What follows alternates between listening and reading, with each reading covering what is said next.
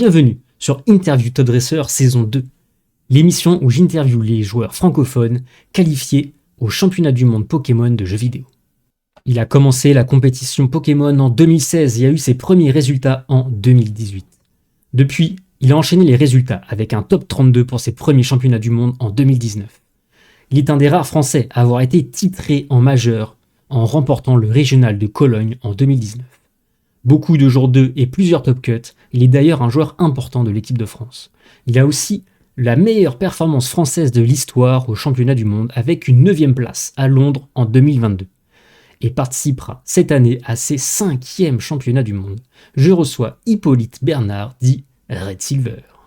Et bonjour à tous, installez-vous confortablement, on est parti pour un nouveau stream d'interview Top Dresseur et aujourd'hui j'interview Hippolyte qui nous rejoint ce soir. Salut Hippo. Salut Quentin, j'espère que ça va bien. Bonsoir à tous.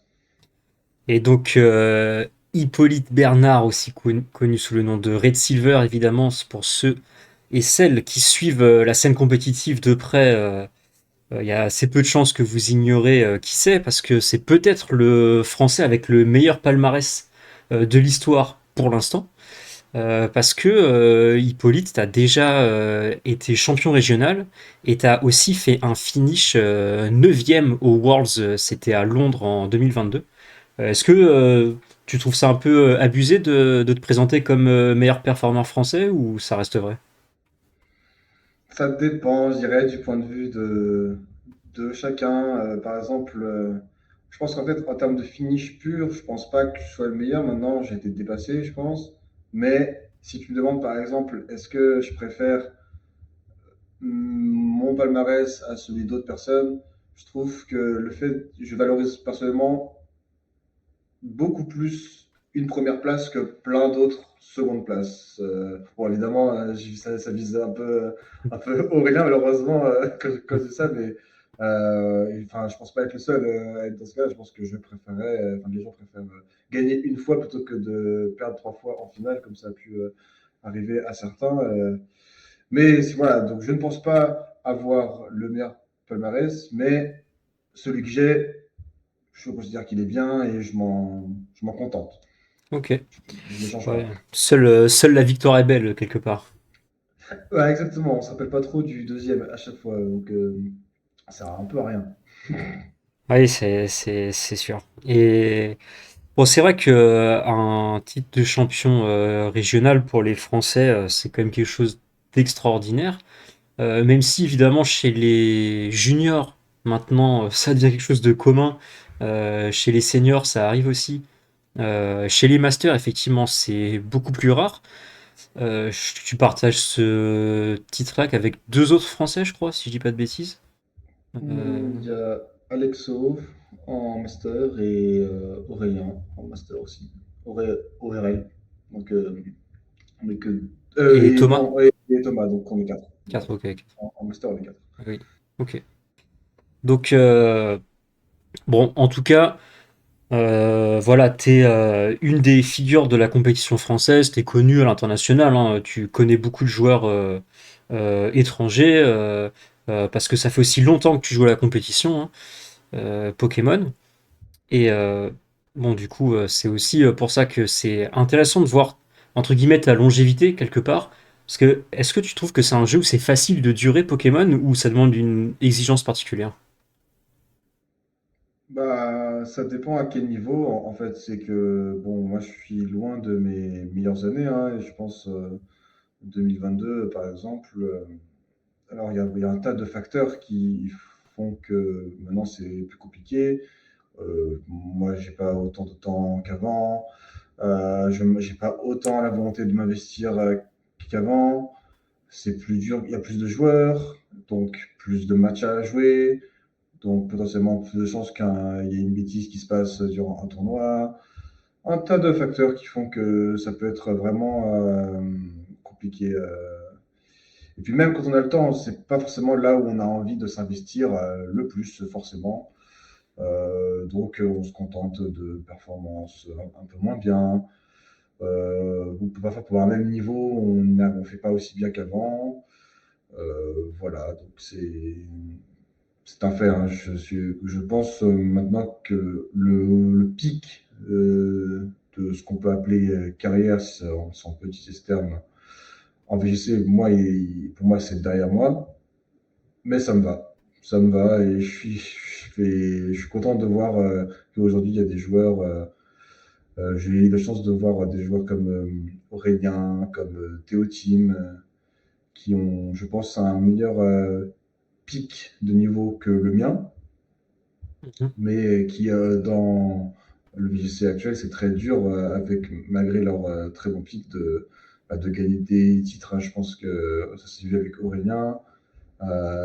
Théo Tim, il est encore un peu dans le pic aussi, je pense, donc à voir, mais on a vu que c'est dur d'y rester, voilà. En fait, ça dépend. À la question, est-ce que ça demande une exigence? Ça dépend. Ça dépend de ce qu'on appelle bon résultat, ça dépend de ce qu'on vise. Bon, voilà. Moi, je pense que je suis pas satisfait par rapport à mes résultats cette saison. Ok. Tu vois, ouais, j'ai pas fait un seul top 8, si je dis pas de bêtises. Alors qu'avant, j'en faisais quasiment au moins un par an. Bon, j'ai fait deux top 16, mais c'est plus dur. Donc, soit je continue à travailler à fond, mais c'est pas forcément l'envie qui vient derrière, soit je me contente de ça genre on donne tout au Worlds, quoi, comme d'habitude. On attend. Ok, ok, ouais, donc ok, c'est intéressant, ça m'ouvre plusieurs questions, mais peut-être la première, c'est tu dis que bon, t'as l'impression que ton pic il est un peu passé, c'est aussi en fonction du temps que t'as et surtout du temps que t'as envie d'investir dans le jeu. Parce que le moment où tu te sentais meilleur, en mettant de côté les considérations de l'évolution, du nombre de joueurs, de niveau autour, etc., juste toi personnellement, est-ce que c'est parce que tu jouais beaucoup plus que ça te rendait meilleur? En 2019, c'était parce que je jouais beaucoup. Je pense que c'est ça qui fait que je gagne un vrai jeu, c'est que je joue beaucoup, j'ai un peu de chance par la méta, mon choix d'équipe, ce que j'affronte durant le tournoi. Donc il y a une sorte d'un petit peu d'alignement des planètes qui fait que j'arrive à remporter le régional de Cologne. Voilà.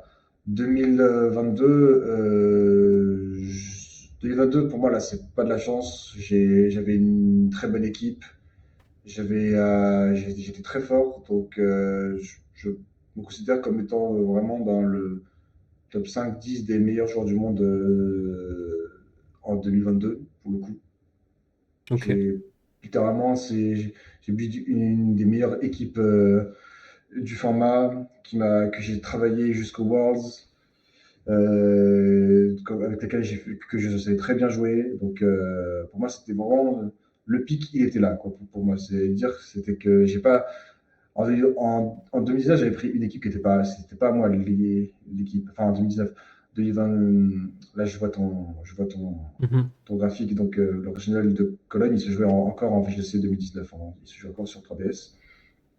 Donc, en 2019, c'était encore en format VG19. Et là, j'avais la bonne team au bon moment, quoi. Et 2022, là, je considère que j'étais fort parce que j'avais build une équipe forte. Les gens ne savaient pas jouer contre, ne savaient pas jouer avec. J'ai pu le voir à la World Cup essentiellement. À la World Cup, j'ai vu beaucoup de gens se casser les dents en faisant jouer mon équipe, en la ramenant. ok, C'est cette équipe chez Ninja. Et du coup, je sais pas trop comment rebondir après ça. En fait, c'est que oui, pour moi, mon pic, il était à ce moment-là, quoi, et que ok, j'ai pas. Maintenant, la méta, ça évolue vite. Il y a un tas de facteurs autres qui font que la méta change et que aujourd'hui, tu peux avoir la meilleure team aujourd'hui et demain, elle est plus viable parce qu'il y a une nouvelle équipe qui sort, parce qu'il y a un tournoi qui met en évidence une autre équipe contre laquelle tu te débrouilles pas. Et voilà, quoi, il suffit de ça. Il suffit que quelqu'un gagne. Rien que la différence entre si quelqu'un gagne un tournoi ou si quelqu'un fait finale avec un tournoi, l'exposition d'une équipe, maintenant, tout va beaucoup plus vite en fait. Tout va beaucoup plus vite avec les codes d'emprunt, avec le fait que ce soit très très facile de partager des équipes avec, ne Le- serait-ce que l'open teamist. Ouais. C'est très facile de choper une équipe. Maintenant, même quand tu t'entraînes sur le ladder sur Pokémon Showdown, et bien, si tu vois une équipe qui t'intéresse, bah, tu as déjà trois quarts des informations pour toi. Donc, c'est très dur de préparer en secret. Parce que le truc, c'est que si tu fais le choix de ne pas montrer ton équipe sur le ladder, ce qui est possible, tu manques potentiellement des failles de ton équipe. Donc, c'est toute une refonte du système de jeu, du système d'entraînement, du moyen de s'entraîner. Et là aussi où je pense que c'est un avantage pour les nouveaux joueurs, c'est que les nouveaux joueurs n'ont pas leur préconception, n'ont pas de biais par rapport à d'anciens formats ou de choses qui ont pu se faire avant. Et c'est pour ça que c'est ça qui explique, je pense, que les nouveaux joueurs arrivent mieux Hmm. à performer. C'est parce que, déjà, ils sont forts au jeu, évidemment, mais parce qu'en plus, ils n'ont pas toutes ces idées préconçues, ils n'ont pas tous ces biais qu'un joueur comme plus expérimenté comme moi, par exemple, ont traversé. J'ai fait des formations sur 3DS, j'ai fait des formations sur. Enfin, en fait, c'est surtout en termes de génération, tu vois, par exemple. Ça s'est vu surtout, tu vois, l'exemple que je prends souvent pour ça, c'est Bologne de l'an dernier, où je Ouais. fais top 4. Bah, j'ai littéralement fait l'Inferno et Fulguris dans mon équipe. Si j'ai littéralement, je ne savais pas quoi jouer encore dans ce format. Et sauf que je sais très très bien jouer, fait Inferno plus Fulguris. Pendant les Worlds en 2022, ça a été mon lead quasiment que j'ai fait à toutes mes games, tellement c'était fort. Je m'étais dit que, bon, bah, à défaut de savoir quoi jouer dans le format, et ben, je prendrais les Pokémon avec lesquels je sais jouer et je me débrouillerais en étant plus fort, en essayant d'être plus fort avec ça. Sauf que ça marche parce que Bologne, tu vois, c'est le premier tournoi enfin, c'est dans les premiers tournois du Hmm. format, tu vois.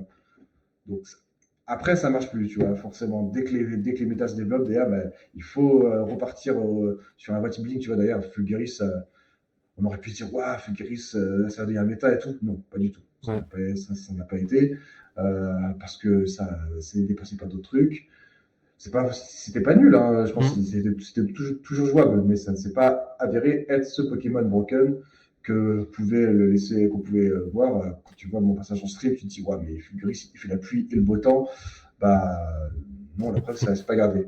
Donc, je me base, tu vois, sur de l'expérience précédemment acquise pour essayer d'avoir mes nouvelles équipes. Mais forcément, du coup, j'ai ce truc, j'ai ces idées préconçues, Hmm. ces a priori qui peuvent m'aider dans certains cas, mais qui aussi peuvent me poser beaucoup de barrières. Ouais, Et du coup, c'est super intéressant parce que c'est vrai qu'on a tendance à voir l'expérience comme quand même une force, savoir quels Pokémon peuvent être forts assez rapidement, identifier rapidement des menaces, etc. Ça quand même, ça t'apporte beaucoup de mécanismes. Mais toi, tu viens nuancer ça en disant que, en fait, on peut être piégé dans des lectures qui sont plus à jour et qu'en fait, la naïveté quelque part peut être une force dans les nouveaux formats parce que eh bien, on va justement prendre les choses un peu à zéro et pas avoir de biais sur les choses qui n'existent pas encore.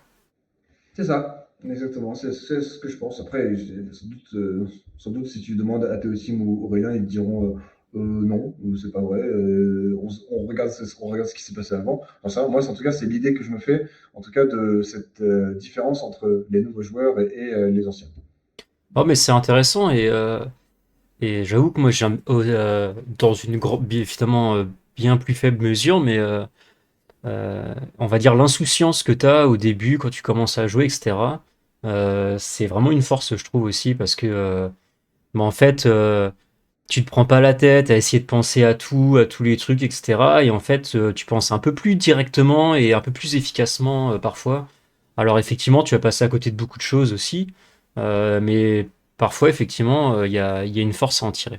Du coup, peut-être ça m'apporte la question suivante, c'est bon bah la question de l'évolution du jeu et on parlait voilà de la différence entre Euh, les autres précédents formats en close team sheet, on avait très peu d'informations qui circulaient. Aujourd'hui, il y a plus d'informations qui circulent. Il y a l'open team sheet.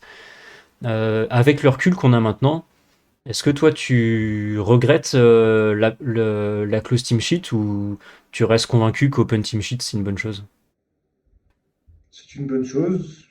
Je regrette un peu, mais en fait, c'est comme tout, en fait, c'est l'évolution du jeu. En fait, pour moi, c'est un peu comme une nouvelle mécanique, en fait. C'est bon, bah, le jeu, il est comme ça. C'est un peu comme sur LoL, par exemple. Maintenant, bah, les drafts, elles se font en fearless. C'est-à-dire qu'une fois que tu as un champion qui est pris en game 1, tu peux plus le reprendre après. Bah, c'est une nouvelle façon de jouer, c'est comme ça. Hmm. En fait, il n'y a pas de. C'est bien, c'est pas bien. En fait, j'ai pas vraiment d'avis là-dessus. C'est juste que bah, c'est les règles du jeu, en fait. Ouais, C'est tu c'est prends ce comme qu'on te ça. donne, quoi.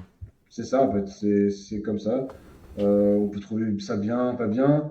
Je pense que c'est de l'énergie gaspillée que d'essayer de débattre de s'il faut être pour ou contre.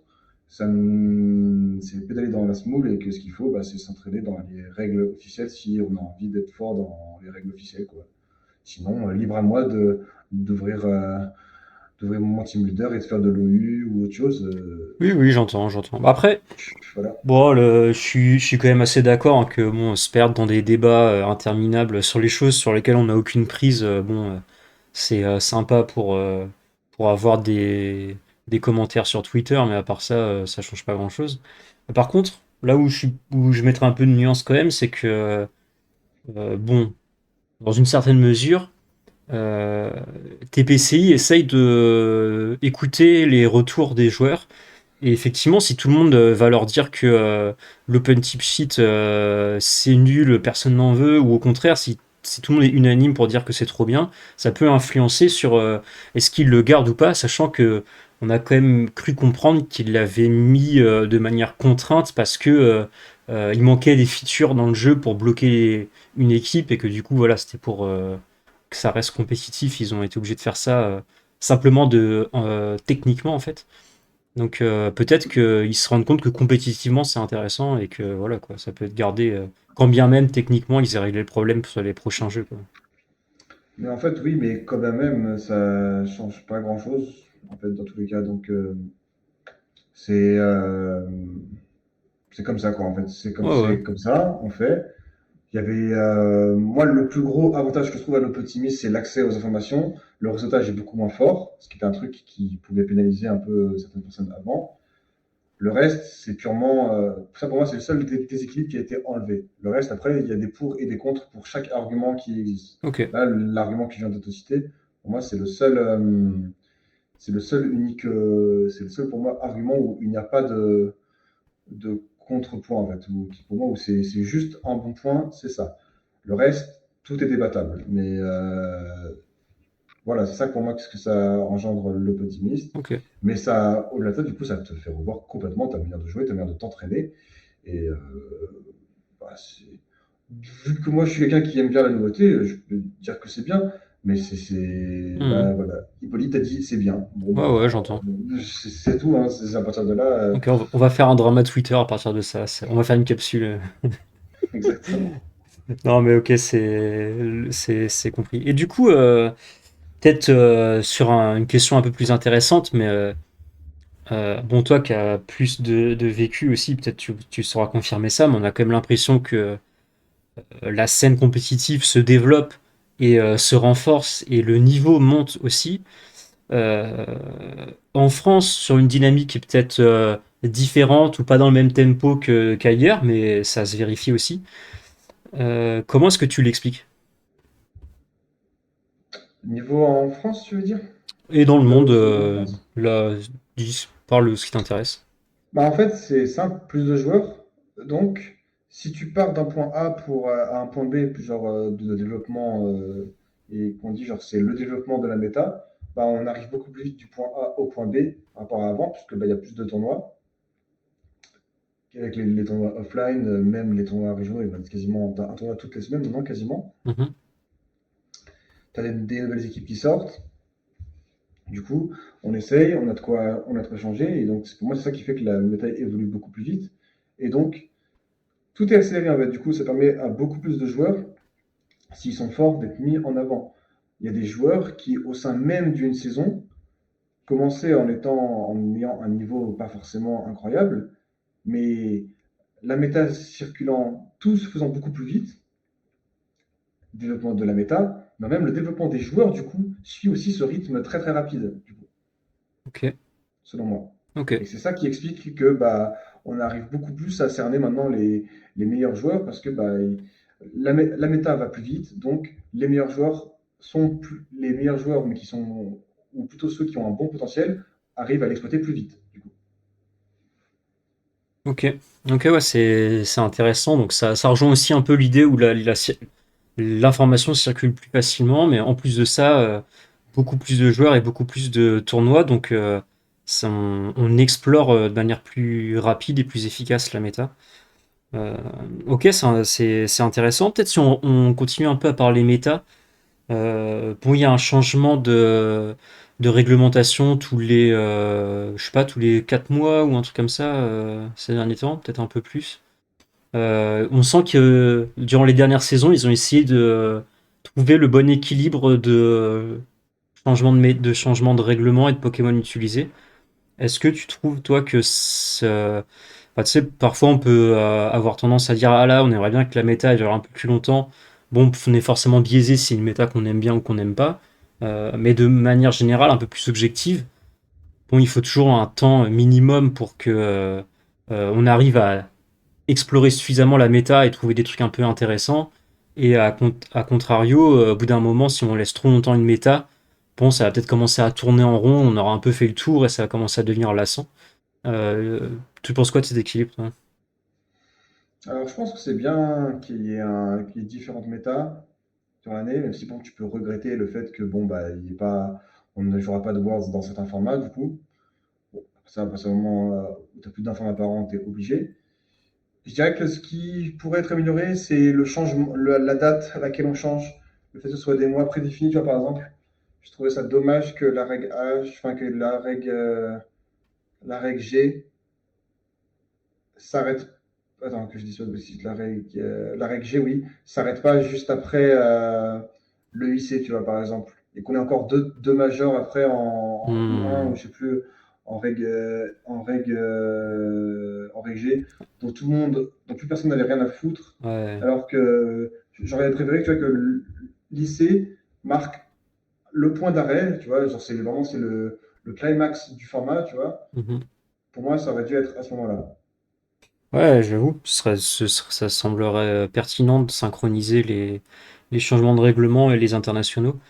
Bon, après, la question serait que faire des Worlds après? Est-ce qu'il faut que ce soit un nouveau règlement pour les Worlds avec un ou deux régios avant ou pas? Ou est-ce que ça doit être dans le même règlement que le NIC? Ouais, je pense que c'est bien de se faire comme ça. Ça te fait Hmm. trois formats par an. Je pense que c'est une bonne manière de Ok, tourner, je pense. ok, ouais, c'est intéressant.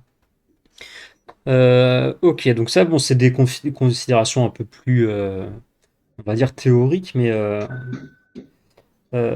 en pratique, si on revient un petit peu sur les histoires, voilà, de développement, de communauté, etc. Bon, bah là, tu parlais un peu de la nouvelle génération avec Aurélien, avec Théotime, qui sont, bah, voilà, qui sont des bons joueurs, et on voit encore que j'en discutais avec Aurélien il n'y a pas longtemps, bah, en fonction du temps que tu as accordé au jeu, ça va forcément avoir un impact sur les résultats. Euh, Est-ce que pour que le jeu il continue à se développer, il faut réussir à avoir du temps à y accorder? Ça veut dire réussir un peu soit à professionnaliser, ou alors on va être condamné à avoir un peu que des gens qui ont du temps donc à accorder à ce jeu. Comment tu vois ça, ça? Bah, en fait, c'est là que la formule un peu qui peut paraître un peu bidon, le temps c'est de l'argent, c'est important dans le sens, bah, si tu t'investis dans du temps, si tu investis du temps pour un truc qui ne te rapporte pas, bon, ça, c'est ce qu'on appelle un loisir.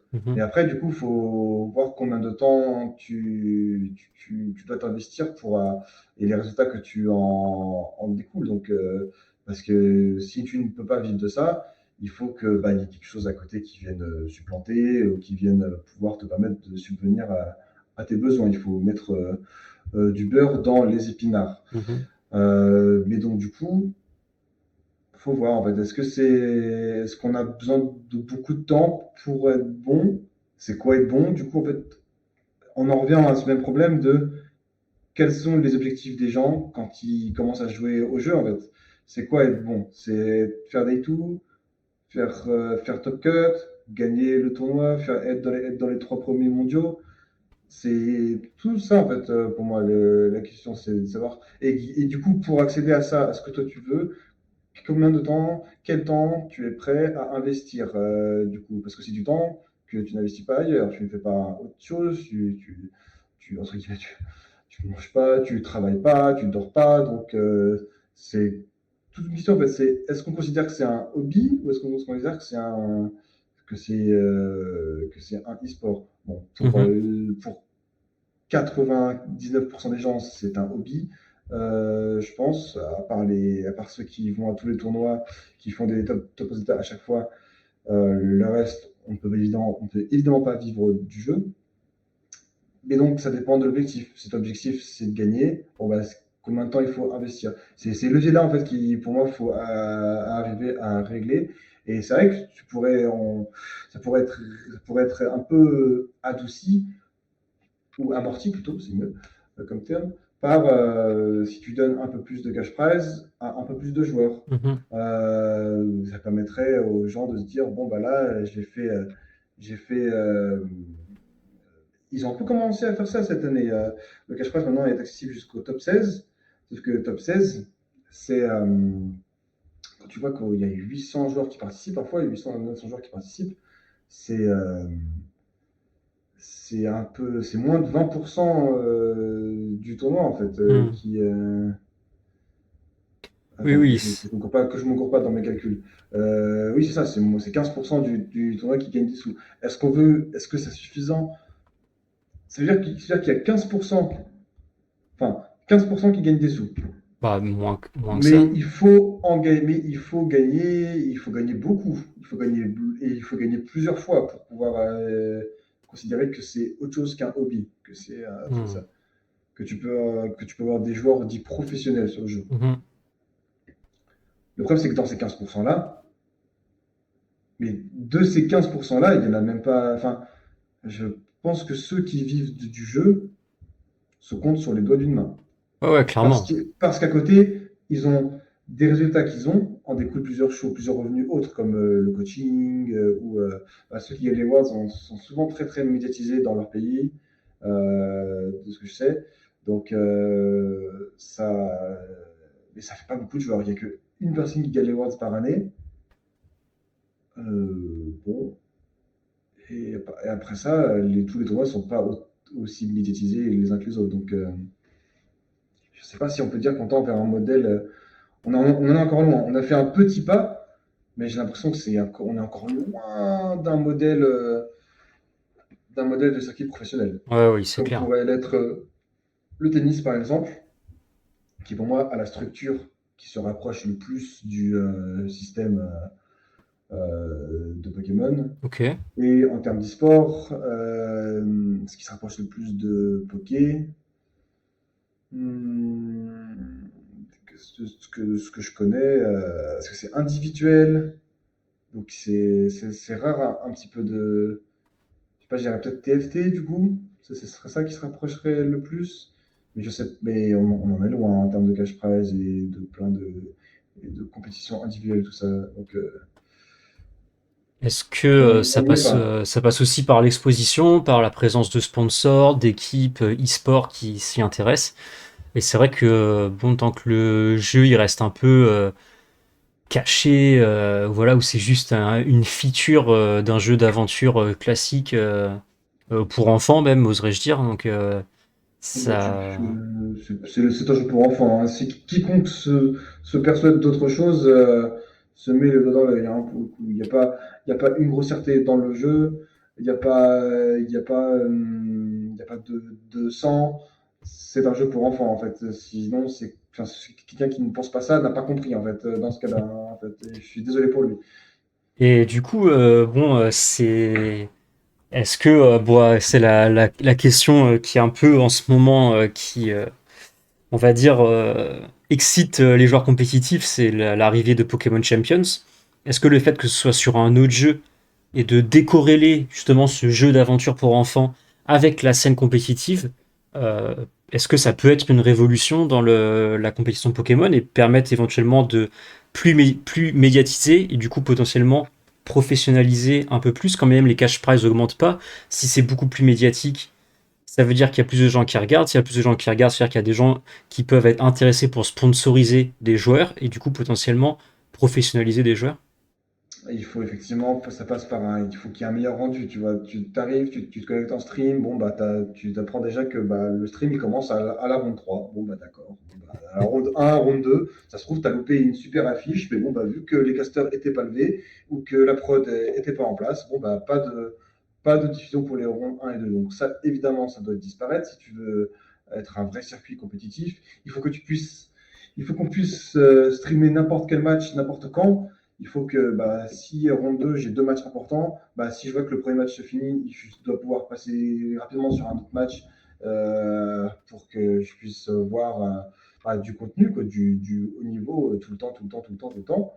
Euh, faut améliorer du coup les visuels, tu vois, c'est pas très beau à regarder. Le fait de voir les joueurs sélectionner leurs attaques, c'est pas incroyable. Hmm. Parce que du coup, tu as un quart de l'écran qui est pris par la sélection d'attaque, un autre quart qui est pris par les quatre barres de vie. Euh, il reste plus grand chose en fait. Hmm. T'as des menus de partout. C'est pas lisible. Un combat En tant que depuis la pop spectateur, ouais.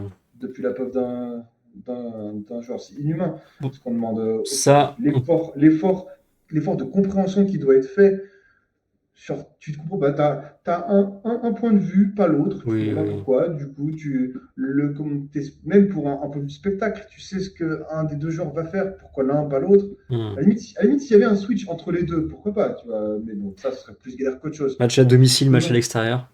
Autre chose. Mais non, ce qu'il faudrait, ce serait un vrai mode spectateur, un truc qui te. Tu vois, par exemple, moi, ce que j'aimais beaucoup, je vais prendre l'exemple de League of Legends parce que c'est ce que j'adore regarder pour le coup.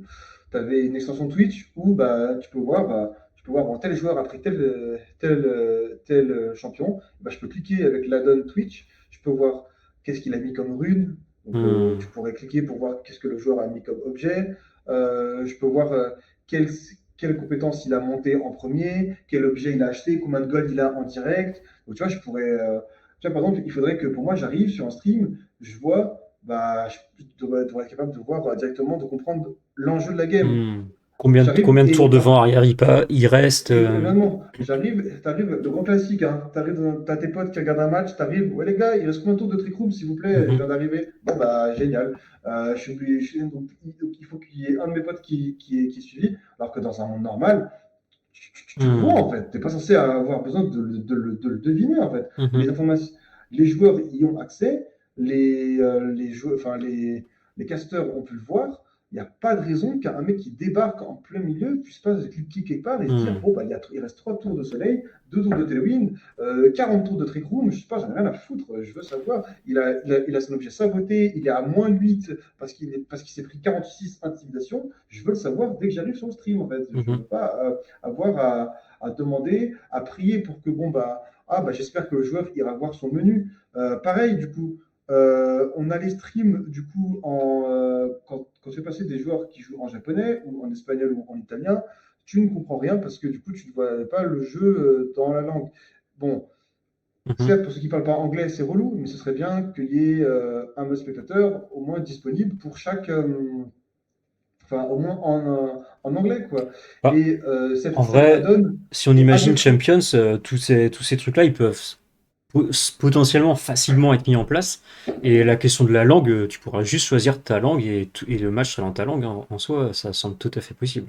et tu vois, à défaut, bon, admettons, on n'a pas le visuel du jeu, parce que dans la langue, on le met en anglais. Bon, par contre, tu pourrais très bien imaginer que l'addon, qui t'explique ce qu'il y a sur Hmm. le terrain, bah, lui, tu pourrais très bien imaginer dans toutes les langues possibles. C'est pas inconcevable en 2025 hein, d'imaginer des trucs comme ça. On est assez avancé technologiquement. On envoie des des fusées, on fait décoller des satellites, je pense qu'on peut faire un add-on Twitch qui explique combien de tours de soleil il reste dans un match Pokémon, hein, je pense. Hein, Bah oui, oui, clairement. Et du coup, bah, c'est- peut-être pour continuer un peu cette réflexion, euh, c'est vrai que c'est là on réfléchit un peu à comment est-ce que la scène elle peut se développer, se professionnaliser, devenir un vrai e-sport, sachant que le jeu, il en a quand même toutes les qualités quoi. C'est un jeu stratégique qui est intéressant, avec quand même un côté un peu spectaculaire en termes de retournement de situation. Enfin, c'est intéressant, quoi. Il y a un côté très enthousiasmant, au-delà de le côté Pokémon, peut-être licence phare mondiale, etc. Et si on réfléchit à voilà comment cette scène professionnelle ou professionnalisante e-sports pourrait se développer, toi tu dis bon bah c'est une grosse partie un travail de TPCI ou des organisateurs de compétition. Dans quelle mesure ça peut être un travail aussi de la communauté de réussir à développer ça?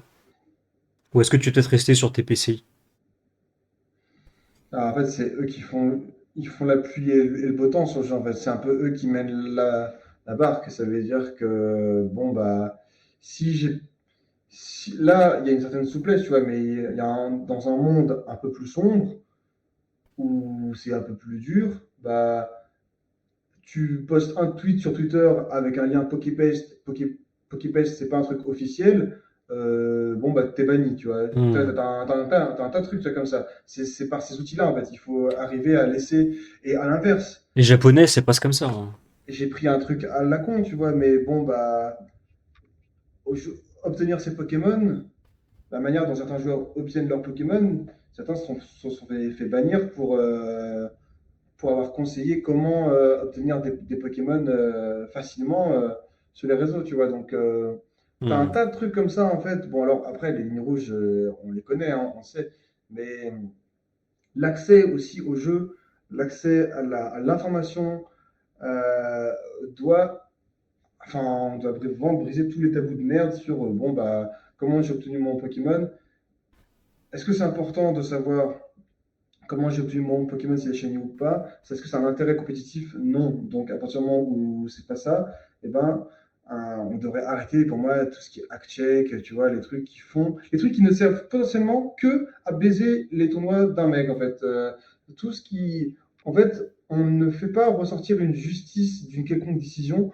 C'est toutes les décisions qui ne visent qu'à potentiellement juste pénaliser des potentiels tricheurs, parce que parfois il y a des faux positifs, il y a des gens qui sont bannis pour rien, en fait, et ben, pour moi, ça fait partie, c'est ça, en fait. On va dire que je mélange tout, mais pour moi, le lien, c'est que il faut se concentrer sur ce qui est important, punir ce qui est punissable et ce qui doit être puni. Ce qui doit être puni, c'est s'il y a un mec qui a Dracofeu avec hydrocanon. Bon, ça n'arrive jamais, mais ça doit Hmm. l'être. Mais que mon Pokémon, ils viennent de mon pote chinois qui a beaucoup farmé le jeu et qui m'envoie des Pokémon très gracieusement, ou si j'ai mis 10 000 ans à le farmer, à l'avoir enchaîné avec les statistiques que je veux. Quelqu'un qui regarde ça sur YouTube n'a pas besoin de savoir ça en fait. On s'en Mhm. fout. Donc à partir de là, ne punissons pas ou arrêtons de mettre des bâtons dans les roues ou des barrières à l'entrée avec ce genre de choses sur l'obtention des Pokémon notamment. Ouais, bah écoute, oui, je comprends très bien ce que tu veux dire. Allez, après, pour, on va dire, faire l'avocat du diable, on pourrait te répondre que, on va dire qu'il y a des joueurs qui perdent beaucoup de temps à farmer à farmer leurs Pokémon pour les avoir de manière légite, et du coup, c'est injuste pour eux qu'il y ait des joueurs qui jouent avec des Pokémon qu'ils ont eu en une poignée de secondes parce qu'ils ont, entre guillemets, pas respecté les règles. Alors bien sûr que c'est injuste.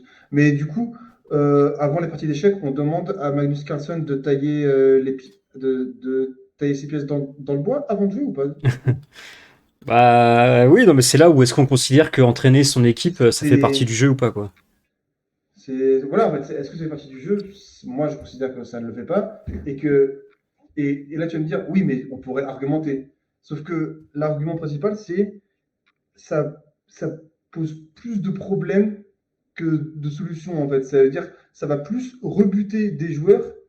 Il y aura plus de gens qui vont se dire, putain, j'ai pas mon Hmm. Pokémon, trop chiant, je peux pas jouer, j'ai pas le temps de faire la compétition. Ça, Ça, ouais, ouais.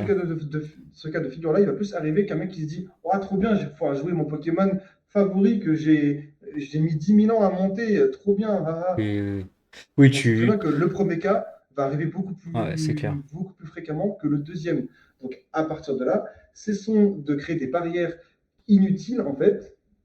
Et voilà quoi, permettons. Alors, ça aussi, ça passe par l'option des Pokémon, mais ça passe aussi par les rulesets mis en vigueur. Tu vois, as des équipes aujourd'hui, et bah, Weezing, tu as des équipes avec Weezing de Galar. Weezing de Galar, c'est très bien, hein, c'est très chouette. Et bah, Weezing de Galar, si tu n'as pas Sword ou Shield, ou un pote qui les a, bah, tu peux brosser tout simplement pour le jouer. Tu ne peux pas le jouer. Mhm. Voilà. Donc, prendre ça aussi en compte dans les rulesets, ça a été le cas pendant très très longtemps et ça a disparu depuis Sword Shield. Je ne sais pas ce qui a fait qu'ils ont. Peut-être qu'ils se sont dit que maintenant qu'on peut jouer des Poké transférés juste en resetant les moves, ça pose plus de problèmes. Mhm. Mais pour moi, avant, il n'y avait pas de problème d'accès.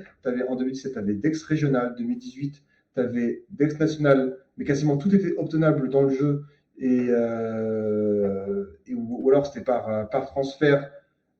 Non, non, de toute façon, tu étais obligé de jouer des Pokémon qui venaient du jeu. Donc, tous les Pokémon étaient obtenables au moins dans la génération. Mhm. Tu vois, là, tu te rends compte qu'il y a des Pokémon où tu es obligé de passer par une autre série de jeux, un truc où tu peux même faire des échanges. Tu vas passer par Home Mhm. pour Ursa King et toutes les formes d'y suit, par exemple. C'est pareil, tu vois. Donc, bah, avant, on n'avait pas ce problème de rule set. Bah, tout était obtenable dans le jeu, tu pouvais tout avoir. Maintenant, tu peux plus. Donc, ça, c'est un des trucs qu'on a perdu et qui faisait que c'était beaucoup plus facile et qui limitait aussi le besoin de, de passer par des moyens sombres pour avoir son Pokémon. Ok. Ouais, donc la question de l'accessibilité de manière générale, c'est de rendre le jeu accessible à tout le monde et effectivement bah, rendre les Pokémon plus faciles d'accès, ne pas devoir avoir je sais pas combien de jeux pour avoir ces Pokémon, etc. C'est effectivement des critères importants. Évidemment, on croise les doigts pour que tout ça soit facilité dans Pokémon Champions. À titre personnel, j'ai bon espoir, mais voilà, ils sont capables du pire, on le sait, mais bon. En fait, le problème avec TPC, c'est que souvent, tu as deux pas en avant pour un pas en arrière, tu vois, très souvent. Donc, j'attends un peu de voir où est-ce que ça va se payer, tu vois. Tu vois, Hmm. trop bien, c'est plus facile maintenant de build ses Pokémon. Génial, trop bien, poète poète. Ah bah, dommage, on a perdu l'option pour lock son équipe. Mhm. Dommage. Bon, bah, du coup, on va jouer avec des boîtes de combat qui sont pas verrouillées. Non, mais oui, oui, c'est clair. Et on a plus de Je mode laisse spectateur. imaginer, je laisse les gens, on a plus de mode spectateur, tu vois. En Oui, fait, oui, c'est ça qui oui. est incroyable, c'est que pour vraiment, c'est ça, c'est vraiment la politique de deux pas en avant, un pas en arrière, en fait. Et du coup, c'est très frustrant parce que tu te dis, putain, mais si tu retires tous les pas en arrière, waouh, mais c'est la meilleure licence du monde. Mais non, non, en fait, on dirait que, ah bah non, en fait, il faut absolument mettre des bâtons dans les roues aux joueurs, sinon c'est impossible. Ils ont envie de se Euh, nerf eux-mêmes, quoi. Ouais, et c'est frustrant, en fait. C'est frustrant Mhm. en tant que joueur, parce que du coup, quand tu es un joueur comme moi qui a de l'expérience, qui joue depuis longtemps, en fait, tu vois, en fait, c'est facile de voir tout ce qui pourrait être fait. C'est facile, en fait, tout ce qui pourrait être fait, sans pour autant nous dénaturer le jeu. Parce que pour moi, ça doit se baser quand même sur des axes, parce que c'est bien de dire, ouais, tu proposes des trucs et tout. En fait, il y a quand même il y a des piliers à respecter.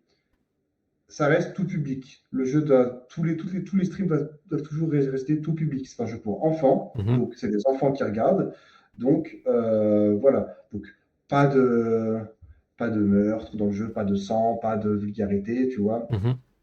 Ou s'il y en a, il faut que ce soit très modéré, tu vois. Voilà, ça doit être respecté. Mais tu vois, tout ce qui fait que Pokémon est Pokémon, ce qui fait qu'un jour on a accroché à Pokémon. Parce que tu vois, aujourd'hui, je pense que tu découvres Pokémon à. Je vois pas qui aujourd'hui découvre Pokémon à 18 ans a envie de jouer au jeu, en fait, ça me paraît. Oui, oui, oui. Tout le monde a découvert ça enfant, quasiment. Tout le Enfin, monde a découvert ça sauf les enfant, premières versions, quoi, mais. et a grandi avec, en fait, c'est Mhm. quasiment. Ça, ce serait une question intéressante que tu pourras poser aux joueurs plus récents. C'est quand est-ce qu'ils ont commencé à jouer au jeu et Mhm. comment ça se fait qu'ils ont. Qu'est-ce qu'ils font qu'à leur âge, ils jouent aujourd'hui. Ça, c'est une question de plein terrain parce que tu vois, par exemple, moi, j'ai commencé avec la 3G. Hmm. Il y en a, tu vois, ils ont commencé. Enfin, on va arriver à un moment où il y a des joueurs, ils vont t'expliquer. Bah, moi, j'ai commencé avec Soleil et Lune. Ah ouais, t'as trouvé Soleil et Lune cool, toi? Genre, toi c'est-à-dire, genre, à un moment, on va arriver à des joueurs, ils auront découvert le jeu avec Oui. Pokémon Soleil et Lune. Bah, moi, Et, j'ai un semblant de réponse à ça, hein. C'est que, en fait, Pokémon, c'est pas juste un jeu. C'est un objet qui est dans la culture, qui est dans la pop culture, c'est-à-dire que c'est un jeu de cartes, c'est un dessin animé. Donc peut-être que tu as commencé à Pokémon en regardant le dessin animé, après tu t'es changé des cartes dans la cour de récré, après tu as joué au jeu vidéo, et peut-être qu'il était sympa, mais ça va, tu vois. Et finalement, voilà, tu kiffes juste la licence et tu continues à commencer au jeu, et quand t'es petit et que c'est un de tes premiers jeux, bah en fait t'aimes bien, tu vois. c'est vrai. Peut-être que ça se trouve, c'est juste moi qui ai on a juste tous un regard biaisé que Soleil et Lune sont des super jeux, hein, on n'en sait rien, hein. Peut-être que le Ah ouais, Pokémon il y en a Legends, plein, il y en a peut-être que plein, hein. Pokémon Let's Go est un super jeu, peut-être que Pokémon Legends est un super jeu, hein. Ben ouais, ouais, je pense que tous ces jeux-là, ils ont vraiment des fans qui ont soit découvert ou redécouvert Pokémon grâce à ça, ou où c'est leur, tu sais, leur style de jeu, entre guillemets, tu vois, genre Let's Go, le côté un peu plus, tu sais, bon enfant, un peu simplet, un peu, tu sais, le truc vraiment accessible, quoi. Ouais, tu vois les Pokémon qui se baladent et tout, tu vois, c'est le truc comme ça, bah, il y en a plein à qui ça a plu, quoi, le truc simplifié. Le Zelda, pas Zelda, mais Légende Arceus, le côté plus exploration, le côté plus un peu, je sais pas, sauvage, etc. Bah, il y en a à qui ça a plu. Et puis voilà, Soleil et Lune, pareil, je pense qu'il y en a qui ont été touchés par l'histoire, par le truc. J'en sais rien, tu vois. Mais ils ont tous des fans dans ces jeux, hein. Ça c'est sûr. Comme chaque Pokémon a un fan. Ça, c'est vrai. Donc, Ça, c'est vrai que c'est de la même nature, effectivement. Donc, et c'est ça, en fait, qui fait que ça perdure. Et qui, en même temps, aussi peut pousser tes PC à se dire, bon, on n'a pas besoin de faire d'efforts. Regardez, oui, le jeu se vend tellement bien, on a encore les petits bouts de chou qui vont le commander pour Noël. oui, Génialissime. clairement. Clairement, ça se repose beaucoup sur leur bonne volonté de faire quelque chose de qualitatif. Mais voilà, Champions, est-ce que c'est juste un bon coup commercial, un de plus, un Pokémon Go, un Pokémon Pocket de plus, quoi? Ou est-ce que ça va être un vrai bon objet pour la scène compétitive? Voilà, c'est la question qu'on se pose tous en ce moment. Évidemment, on n'a pas les réponses pour l'instant, donc bon, je propose qu'on fasse pas non plus 1000 ans sur les spéculations, parce que de toute façon, on aura les réponses Ouais. assez prochainement. Je crois qu'il y a un direct, je crois que c'est ça, le 27, Ou, si j'ai bien suivi. le 22 peut-être? Ou peut-être le 27. 22, 27, je sais Ouais, plus. Un truc en juillet, ouais, avant les Worlds. ouais, tout à fait, tout à fait. On aura l'occasion de suivre ça, évidemment, et pouvoir décrypter et s'écharper aussi sur les réseaux pour savoir ce que cette microseconde dans la vidéo signifie en étant Évidemment. probablement à côté de la plaque, comme Évidemment. Pour ça, d'habitude. évidemment, abonnez-vous à Quentin Décrypte pour ne rien rater. Voilà, tout à fait. Et, euh, et bon, maintenant, on va revenir un peu sur toi en tant que joueur compétitif. Parce que là, c'est vrai qu'on a parlé de la scène compétitive et voilà, Mais c'est plus intéressant que moi, hein, honnêtement, hein. Les Bah, gens, ça fait. Tu sais, Quentin, c'est mes 5e Worlds. ouais. Et là, ça fait du coup la deuxième fois que tu fais des interviews, Mhm. du coup, des joueurs. C'est le même, hein, que l'an dernier, hein. Il y a juste une année en plus, hein, tu sais, hein. C'est pas. Bah, du coup, c'est peut-être l'occasion aussi de dire que si vous voulez voir l'interview de l'année dernière, où tu reviens pas mal sur ton parcours du jeu, etc., où on te découvre peut-être un peu plus, n'hésitez pas Oui, c'est vrai. à aller voir l'interview précédente. Mais du coup, là, ce qui va différencier par rapport à la saison précédente, bah, c'est que tu as quand même joué une saison en plus. C'est vrai que j'ai joué une saison en plus. Euh, Deux top 16 en plus. Et voilà.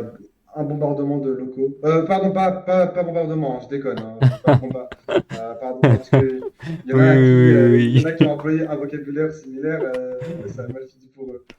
Beaucoup de locaux joués. oui. Très bonne. Pas les résultats en région que j'attendais, hein, malgré un entraînement parfois très intensif. Parfois, je considère que bon, c'était mal payé. Après en fin de compte, moi, le truc où je me réfléchis plus était que est-ce que est-ce que je suis moins fort? Là, je pense que la réponse est oui, mais il y a aussi les joueurs sont plus forts, mais il y a aussi est-ce qu'en fait, avant, toutes les performances que j'ai eues avant, j'ai juste pas simplement aussi eu de la chance et que maintenant, bah, je suis juste revenu bah, tu vois, dans un état normal. Tu Mhm. vois, que bah, tu as des games où tu as de la chance, des games où tu n'as pas de chance. Bon, bah, 2019 à 2022, j'avais de la chance. Maintenant, j'ai plus. J'ai l'impression, tu vois, d'avoir ce feeling où je n'ai pas ça, en fait. Ouais, ouais, je comprends. Alors, parfois, parfois, ça se trouve, c'est moi qui ai un mauvais jugement hein, sur moi ou mes performances. Ou, voilà. Alors, à mon avis, il y a quand même une part de vrai, tu vois, parce que il y a une espèce de d'alignement des astres qui fait que tu peux avoir des bons résultats.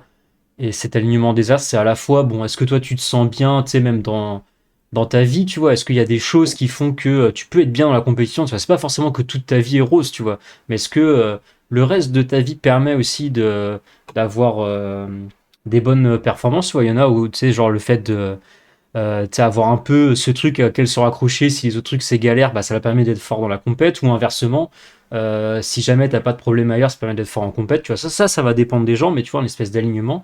Il y a aussi, tout simplement, est-ce que tu arrives à trouver la bonne alchimie d'équipe, le truc qui te parle, le bon moment dans la méta, etc. Tu vois, où là, tu vois, typiquement, toi, t'avais quand même une sacrée trouvaille en la saison 2021-2022 où tu avais la bonne alchimie d'équipe, où à la fois c'est une équipe qui te parle, qui marchait bien dans la méta, que les gens savaient pas counter, etc. Du coup, tu avais quand même ce côté qui tournait bien.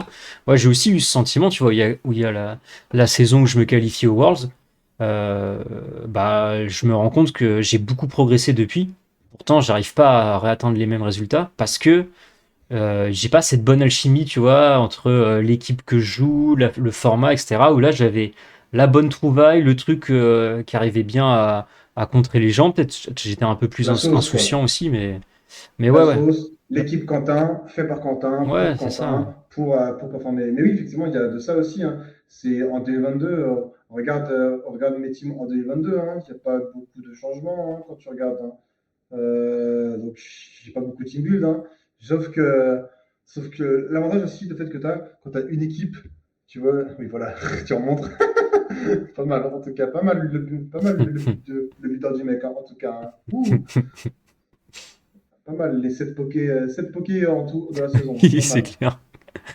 Mais, euh, mais c'est qu'en fait, c'est que tu vois, j'étais tellement à l'aise avec l'équipe, tu vois, que tu as montré, qu'en fait, quand je faisais du LAD, je ne jouais jamais cette équipe. Je jouais autre chose, en fait. J'avais le temps de. J'avais Hmm. le luxe. Et ça, c'est un truc que je commence un peu à refaire maintenant, où je me force un peu, parce que j'ai l'impression que c'est ça qui me refera atteindre mes objectifs. C'est que j'ai le luxe de pouvoir jouer des équipes que je ne vais pas jouer, en fait.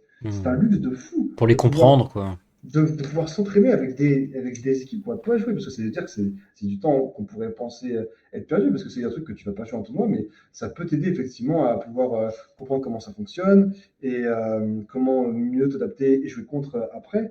Et c'est vraiment un luxe que j'ai plus parce que bah en fait je ne sais pas bien jouer je ne sais plus bien jouer toute l'équipe. Je considère que je suis encore très fort pour jouer beaucoup de styles d'équipe, même si bon, il y a des équipes que je n'aime pas jouer, je n'aime pas jouer hyper offense Mhm. parce que bah, c'est pas, j'aime pas, ça me plaît pas. Après, ça me dérangerait pas, tu vois, s'il y a un angle un jour de méta, là aussi où j'ai eu ce déblocage, où je regrette aussi à un moment de ne pas l'avoir eu, c'est de se dire, bah en fait, il faut être prêt à sortir hyper offense si la méta, si dans la méta hyper offense c'est ça qui est fort, bah, il faut être prêt à jouer hyper offense. Il faut pas se forcer à jouer un truc qui est moins bien, mais parce que le style est mieux. Pour moi, c'est ça aussi la force des grands joueurs, c'est que les bons joueurs, s'il faut te sortir des Pokémon qui ont 3 de défense dans toutes les stats, ben, ils les sortiront et c'est pas grave. Un truc aussi où inconsciemment, ça c'était inconsciemment, mais où je m'en étais bien sorti, c'est, tu vois, par exemple, c'était Utrecht, tu vois, c'était en règle B, si tu peux remontrer les équipes. Il y avait, c'était Utrecht en En règle 2020, B. la première année sur Scarlet Violet. Voilà, Utrecht en 2023. 2023, tu vois. Ah ouais, ok. Non, 2022, 2020. Ouais, Ouais, tu vois, genre avec Flutter Iron l'équipe Bundle. numéro 2. Ouais, ça, tu vois, c'était typiquement le genre de truc que j'adore jouer. Speed Control, redirecteur. Moi, j'adore les redirecteurs, hein, tu vois, je suis un fan de redirecteur. J'aime vraiment trop, trop ça. Surtout comme Among Us, moi, c'est un de mes Pokémon, c'est un des meilleurs Pokémon du jeu. Et ensuite, tu vois, genre, quand tu regardes, Great Tusk, c'est très faible. Enfin, Great Tusk, Fluttermane et Bundle, ça a des gros trous défensivement, tu vois. Mhm. C'est très hyper offensif, tu vois. Tu peux pas vraiment te permettre de switch beaucoup. Et ben, sauf que ça, bah, tu vois, quand j'ai accepté de jouer des trucs comme ça a marché, tu vois. Bon, bien sûr, après, il y a des trucs, quand je retrouve aussi des Pokémon que j'aime bien, tu vois, quand j'ai le droit d'avoir fait l'Inferno, Rillaboom, Fulguris, Clefairy dans mon équipe, bah, moi, je suis quelqu'un qui est content. Moi, je suis quelqu'un qui aime bien ne pas prendre de coups et les encaisser et les Mhm. rendre plus forts, plutôt que, voilà. Ouais, tu te considères comme un joueur quand même de balance, t'aimes bien le positionnement, même dans tes réparts, etc. Tu préfères taper moins fort et taper deux fois plutôt que taper une fois et taper plus fort, quoi. Bien sûr, sauf que bah, cette approche, elle a ses limites maintenant. Elle a déjà des limites bon, elle a ses limites historiques de par la RNG. Attaquer après ton adversaire, c'est attaquer en premier, tu te fais moins avoir hein, par la RNG. Hein. Si tu attaques avant et que tu as un flinch, ou si tu attaques avant et que tu crites et que du coup tu prends un KO et que tu prends un KO avant, Hmm. bah t'as gagné l'action. Hein. C'est bravo pour ta spread défensive, mais voilà, c'est comme ça que ça fonctionne. Et autre chose aussi, les Pokémon qui sortent maintenant tendent à pouvoir empêcher maintenant de totalement de pouvoir ces choses-là. Je pense à des Pokémon comme Miraidon. Hmm. Miraidon, Miraidon c'est tellement fort que tu es obligé de jouer Rillaboom pour le contrer. C'est même quand c'est neutre, tu vois, ça n'a pas beaucoup de switch, tu vois. C'est des Calyrex Shadow aussi, c'est très fort, tu vois. C'est très dur d'avoir des équipes qui tiennent bien tous les coups possibles de la planète, alors qu'avant c'était facilement possible. Mais je pense que les joueurs s'en rendaient pas compte et n'avaient pas des équipes aussi bien construites qu'avant. Tu vois, par exemple, une équipe que je considère comme étant très très bien construite, c'est Shulk, parce que Shulk, c'était en 2015, tu Mhm. avais des options offensives, Kangourex, euh, Kangourex, Litran, tu avais des supports avec Amongus et Cresselia, tu avais Intimidation avec Landorus qui savait aussi de grosses patates offensives. Tu avais de tout dans ces équipes. Tu vois. Mhm. Clairement, c'est des équipes où tu as de tout, mais de tout avec des Pokémon qui sont très forts. Et le problème, c'est qu'aujourd'hui, Among Us, il est très fort, mais il mange un Psychic, il est de Calyrex, il est mal. Il mange un Dracométéor, il est mal. Il mange un Glacial Lens de Calyrex Ice, il n'est pas content. Mhm. Évidemment, c'est normal, c'est que ces Pokémon-là étaient historiquement très très forts. Et du coup, ben, Pepsi a sorti des Pokémon dans le but qu'ils soient moins forts. Tu vois, c'est pas étonnant si Xaneas, qui malheureusement, Xaneas pour moi c'est le plus injuste parce que pour moi, il a jamais gagné, mais il était très très fort. Bon, bah, Xaneas, pas de chance pour lui, il a vu apparaître Zacian. Bon, bah, Oui. Zacian, ça a totalement ruiné la carrière de Xaneas pour le coup. Et aussi le Dynamax, parce que le Dynamax, Xanax s'en servait très mal, parce que tu ne peux pas te setup avec Geomancy, qui est la Hmm. meilleure attaque de Xanax avec le Dynamax. Et bah, quand même tu Dynamax, Zacian continue d'invalider Xanax avec l'effet secondaire Hmm. de l'attaque. Donc, tu vois, donc, il y a des Pokémon qui sortent vraiment pour en anéantir d'autres. Il faut en être conscient de ça, parce que quand depuis la 7G, enfin, quand en 7G, on rend Prankster, on rend le type insensible à Prankster, c'est parce qu'on considère que Prankster c'est trop fort. C'est le Ouais. cas.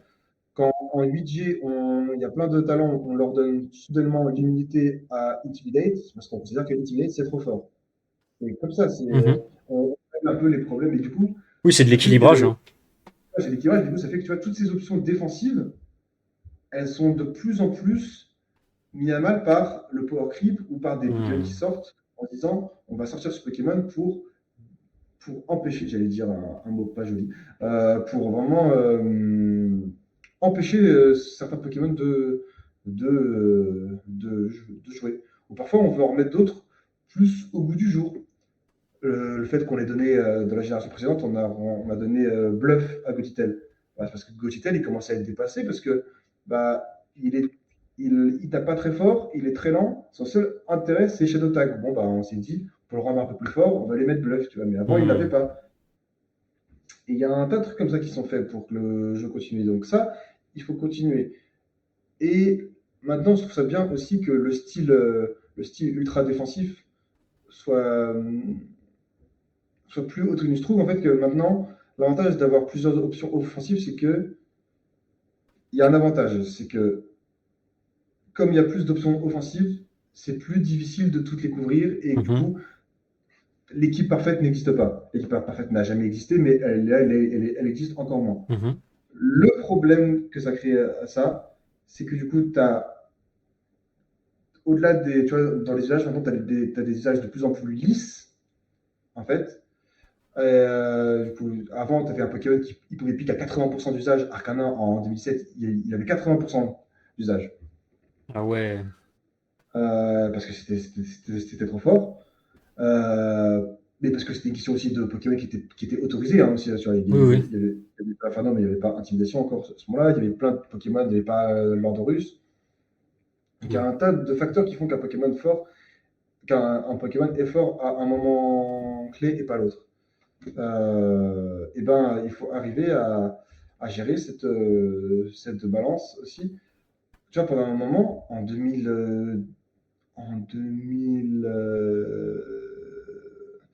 les premiers formats sur épée bouclier, il y avait Dragon Plus, il n'y avait aucun Pokémon, il n'y avait aucun bon Pokémon de type sol. Il y avait juste Minotaur. Ok. Et le type sol, c'est historiquement un des Pokémon, un type qui est très fort offensivement parce qu'il y a très peu de switch sur le type sol. Ça a une très bonne couverture offensive. Ok. Ça, tu vois, c'est pas pour rien que les Z-Sol étaient très joués quand c'était possible.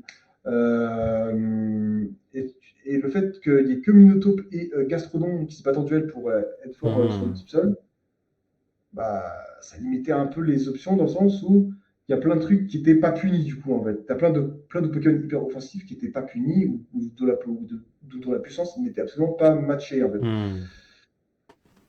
Et ben ça, ils arrivent à régler le problème. Alors, du coup, ça fait qu'il y a des. Et ça, tout ça pour dire qu'il y a des formats où Hyper Offense c'est plus fort, des formats où Balance c'est plus fort, et un très bon joueur, du coup, pour moi, il arrive à sortir. Bah, tu vois, comme Michael Kelch, il sort ATR parce que c'est le tournoi où il faut sortir ATR. Tu vois, Mhm. c'est l'angle ATR, il est là, tu vois.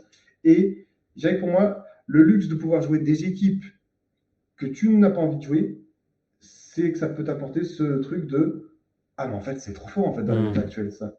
Je vais jouer. Ou alors, ah, mais du coup, je sais très bien comment jouer ça maintenant, donc je me ferai pas avoir. Hmm. Donc, c'est ça en fait le luxe pour moi de pouvoir jouer avec des équipes que tu ne vas pas forcément jouer, c'est que tu as le temps, tu as du temps à investir sur quelque chose qui va peut-être te servir.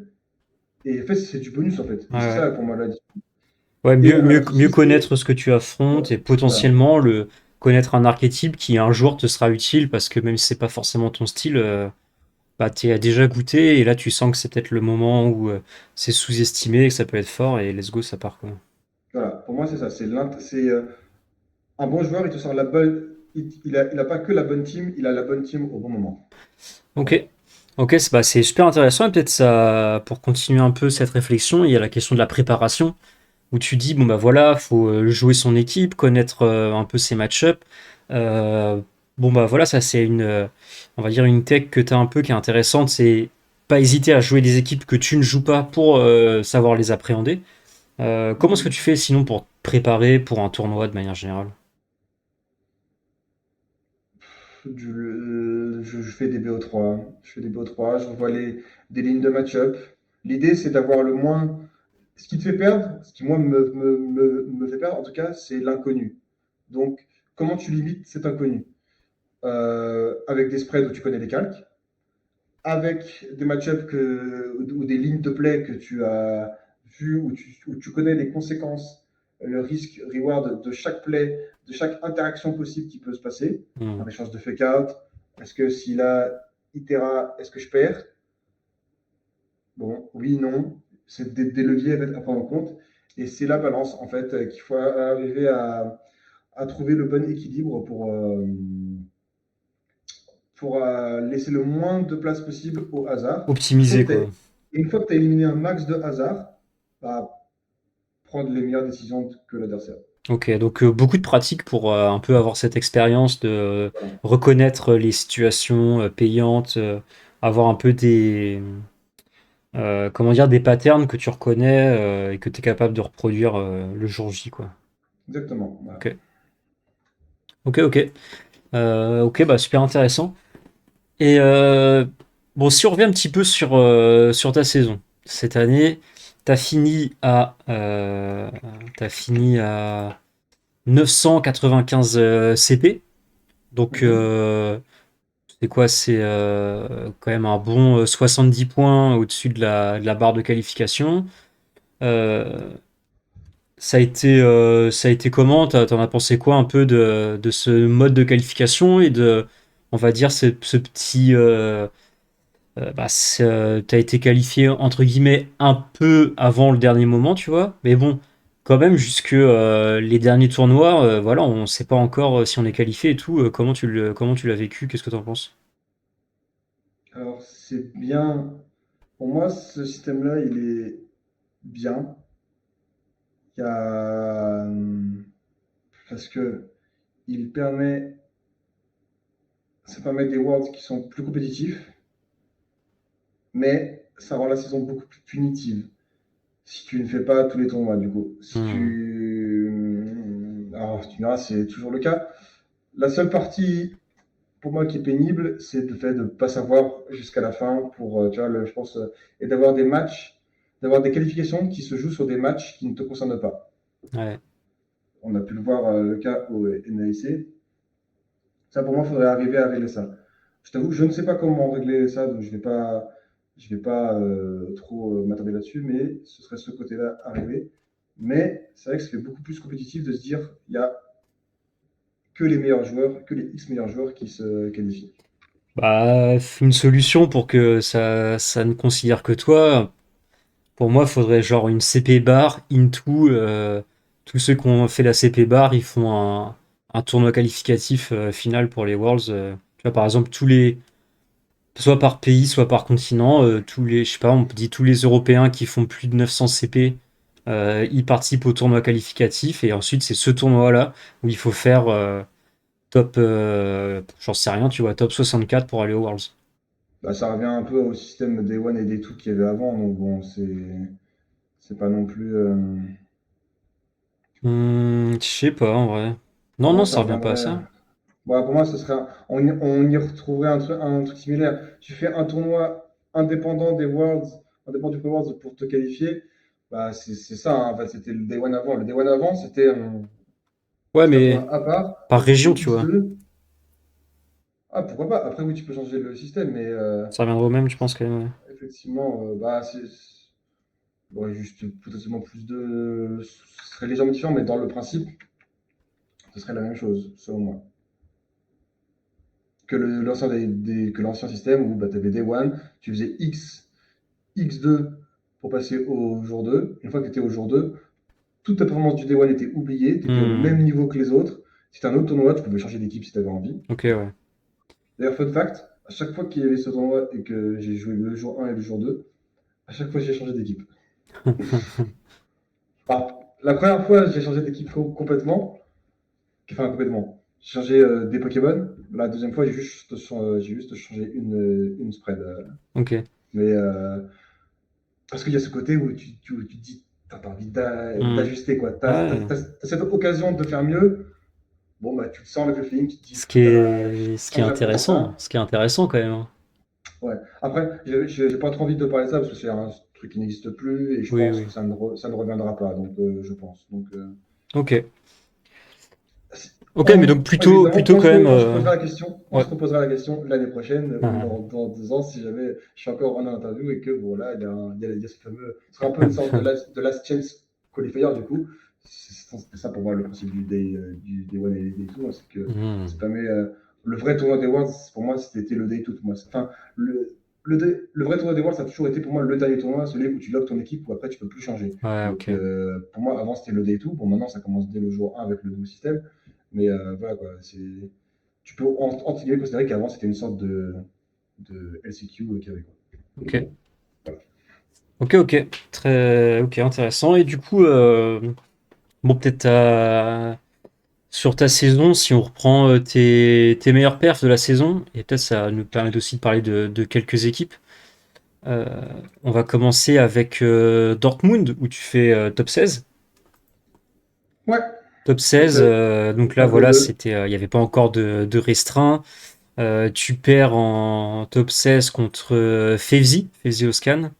Bon, voilà, tu fais Donc ça, un bon tournoi, hein, parce que tu fais que une défaite au jour 1. oui, effectivement. Bah, de manière générale, cette équipe-là, c'était mon moment préféré de la saison, où j'ai retrouvé un peu une alchimie avec une équipe que j'aimais bien. Ursa King pour Evan 2. Bah, j'aime trop cette équipe. Il y a tout ce qu'il y a. Alors, en fait, pour moi, je disais à tout le monde quand j'en parlais, hein, les 4 fantastiques. Felinferno, Porygon 2, Golem et Ursa King. Je me disais qu'avec ces 4-là, je pouvais gagner contre tout dans n'importe quoi. Même ce qui était dur, bon, bah, parfois soit avec un peu de chance, soit avec des grosses rides. Je me sentais je me sentais jamais à part. Je pouvais toujours mieux jouer pour gagner. Et c'était vraiment un truc qui me faisait plaisir avec cette Hmm. équipe-là.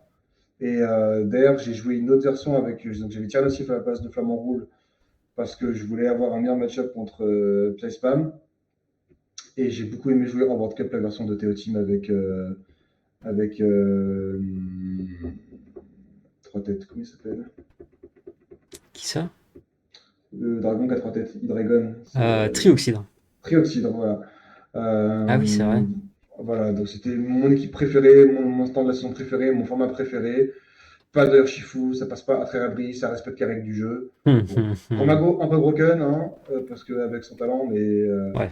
pour moi, c'était compensé par le fait que Gromago, Gromago c'était fort, mais tout dans la méta pouvait l'abattre sur un mauvais tour. T'avais Gromago lui-même, Inferno, Flamand Roule, Ursa King, t'avais le singe, Annihilate.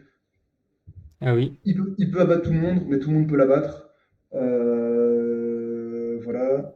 Ok. C'était un Pokémon qui était très fort. Ce que j'aime bien, c'est que j'avais pas à jouer l'infâme randomizer de pairings, a.k.a. Snizzler, qui a permis de nombreuses fraudes et qui m'a bien fait sentir quand je l'ai. Pas quand je l'ai joué, mais quand j'ai joué autre chose. J'ai bien été puni par ce Poké et je me suis dit, mais en fait, avoir Ursa King, c'est tellement un luxe d'être brûlé et de pas avoir pardon, cette roulette de cette roulette pour les autres De statut, ouais. Avec Griffe Funeste. statues. Voilà, avec Griff Funeste, j'ai détesté cette attaque, j'ai Ah détesté cette ouais. méta. Ils ont Enfin, en pas. fait, j'aurais détesté cette méta s'il n'y avait pas eu Ursaking en fait. Mais heureusement, Ursaking et Gromago sont en quelque sorte un peu immunisés aux problèmes Ok. de Griff Funeste et sont des très bons pokés. Et donc, bah, c'est vraiment pour moi ce qui est. Rennes était fort aussi, du coup, mais sans être trop fort non plus. Bon, c'était un peu broken. Non, c'était juste fort. C'était juste très fort. C'était pas broken, c'était juste fort avec Bascule Légion. C'était vraiment une méta très, très, très sympa. J'aurais bien aimé Mhm. faire plus de tournois dans cette méta. J'ai bien aimé jouer avec l'équipe de Théo Team en World Cup. Je me rappelle, en World Cup, c'était trop bien. On se marrait, on se disait, on prenait l'équipe et on changeait juste des petits items la veille des BO pour avoir un meilleur match-up contre Hmm. contre qui allait L'adversaire, hein. jouer. Ok. Genre, Théo Team, il s'est retrouvé à un moment à jouer genre Covercloak, Hydreigon au lieu de Seti Goggles. Genre, on faisait des petites variantes comme ça. C'est très, très, très marrant. Mais ouais, voilà. Pour moi, c'est mon équipe préférée de la saison. C'est celle-là. Mais en fin de compte, ma version préférée, c'était vraiment celle de Théocine avec Trioxide, même si au final, j'aurais jamais pu la jouer en tournoi. Mais c'était vraiment ma version préférée. Il y avait Tailwind, il y avait vraiment de tout. Il y a tout ce qu'il faut. Tailwind, Trick Room, Ursa King, Golden Goal, Redirection, vraiment Fer Inferno, Bluff. Il y a tout, enfin, il y a tout ce qu'il faut. Il y a Hmm. pas de prankster. Bon, bah. Après, dans cette méta, c'était quoi les pranksters? C'était quoi les meilleurs pranksters? Il n'y avait pas de pranksters vraiment très très forts, hein, je Hmm. pense. J'aimais beaucoup la méta où il y avait Sinistia qui était fort. J'aime beaucoup Sinistia. Malheureusement, il se fait avoir par tout le monde. Euh, voilà. Ok. Euh, dans les méta plus récentes, mais Non, pour le coup, c'est vraiment format préféré, archétype préféré, Ursa P2, Ok. très largement. Ok, quand je vois cette équipe, tu me dis, voilà, il y a les 4 fantastiques, on pourrait un peu mettre un peu deux Pokémon, n'importe lesquels. Je me dis, pourquoi pas mettre deux restreints avec, et ça te fait une équipe. Est-ce que c'est quelque chose que tu as déjà envisagé là pour jouer, ou c'est plus du tout au goût du jour, tu penses? De quoi, pardon? Bah, tu dis que c'est une équipe où tu peux en fait simplement mettre les 4 fantastiques avec deux autres pokés et tu arrives à avoir une équipe solide qui peut jouer à peu près contre tout. Est-ce que si on veut la remettre au goût du jour, ces deux autres pokés, ça peut être deux restreints et t'as un 4 qui peut accompagner deux restreints ou c'est plus du tout au goût du jour? Je pense que c'est plus du tout obligé parce que cette équipe profitait de deux choses. Déjà, tu vois, tu as fait Inferno, Ursa King, Porygon 2 alignés. Bon, c'était un format où il n'y avait pas Ursa King, tu vois. Où il n'y avait pas Urshifu. Donc forcément, Hmm. ça libère un peu les. Ça libère un peu, ça apaise un peu les esprits de savoir que tu as le droit de faire Protect, tu as le droit de, t'as le droit de switcher. C'est pas pareil, tu vois, du coup, Mhm. forcément. Donc, tu as de ça, et ça se voit déjà par le fait que, tu vois, on joue pas de casque brut sur Golem, on arrête, on s'en fout. On veut juste. Maintenant, on n'a plus besoin de punir autant Urshifu, tu vois. Mhm. Donc ça, c'est une première chose. Et bah, il y avait moins de Pokémon de type spectre qui étaient forts, en fait. Si c'est que là, maintenant, si tu les mets dans la bêta actuelle, bah, Calyrex, tu vois, un des grands trucs qui me faisait suer, c'était c'était Rain, parce que si Pelipper, Arcalédon, t'as envie de faire Elong Rush, t'as pas envie de faire Hmm. Façade, Pelipper, pile poil l'inverse. Donc du coup, bah, les switch entre les deux, Oui, je me souviens. pareil. Goldengo surtout. Goldengo, tu vas immuniser à Elon Rush pour pas faire ça. Genre Goldengo plus Pelipper, c'était une plaie à affronter. Parce que tu avais toujours, comme même, genre dans le pire des cas, enfin dans le meilleur des cas, si le mec savait Hmm. jouer, tu avais toujours ce 50-50 à chaque tour qui pouvait se faire. Je Bon, me- après, il est aussi désagréable à jouer pour l'adversaire, hein, le 50-50. T'as pas envie de Oui, faire oui, ça, clairement. Mais je me souviens que mais oui, moi je jouais Ursa King aussi dans ma team parce que je jouais la Trick Room évidemment et je jouais Griffon du coup sur mon Ursa King ou éboulement en fonction de si je préférais target un gros magot ou un Pelipper, mais et j'avais un move de couverture en plus pour régler ce problème effectivement. C'est vrai que c'était pénible. voilà, donc tu vois, c'est fort, ça a ses failles, mais c'est tellement sympathique à jouer pour le coup. Et bah, franchement, c'est vraiment l'équipe qui pour moi a sauvé, ça a sauvé la saison parce que du coup, d'ailleurs, j'ai pas eu beaucoup de bons résultats. Malheureusement, j'ai pas réussi à aller loin avec Calyrex Calmind, comme je l'aurais souhaité pour le format qui a suivi. D'ailleurs, j'ai plus fait de bonnes perfs, quoi. J'ai fait des tops à trois chiffres, ou bon, si on peut appeler ça des tops. Voilà, voilà. Ok. Ouais, bah c'était du coup le même format. Voilà, tu disais que tu avais remplacé par Tyrannosif avec la veste. Donc ça, c'était à Stuttgart. Mhm. Donc voilà, ça t'avait aussi bien réussi. Tu avais encore fait top 16, euh, effectivement.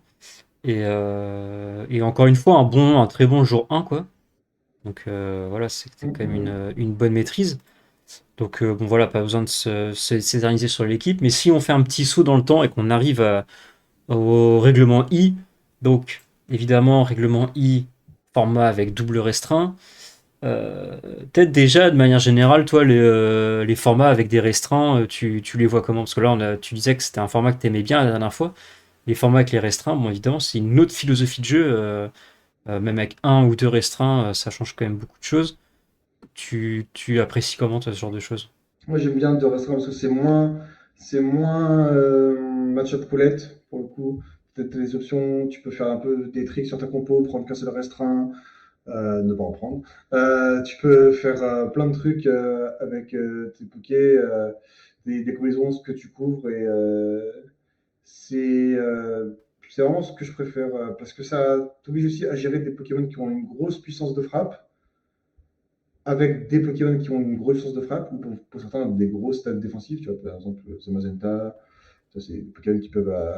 Enfin, c'est des Pokémon qui ont des stats en plus et Hmm.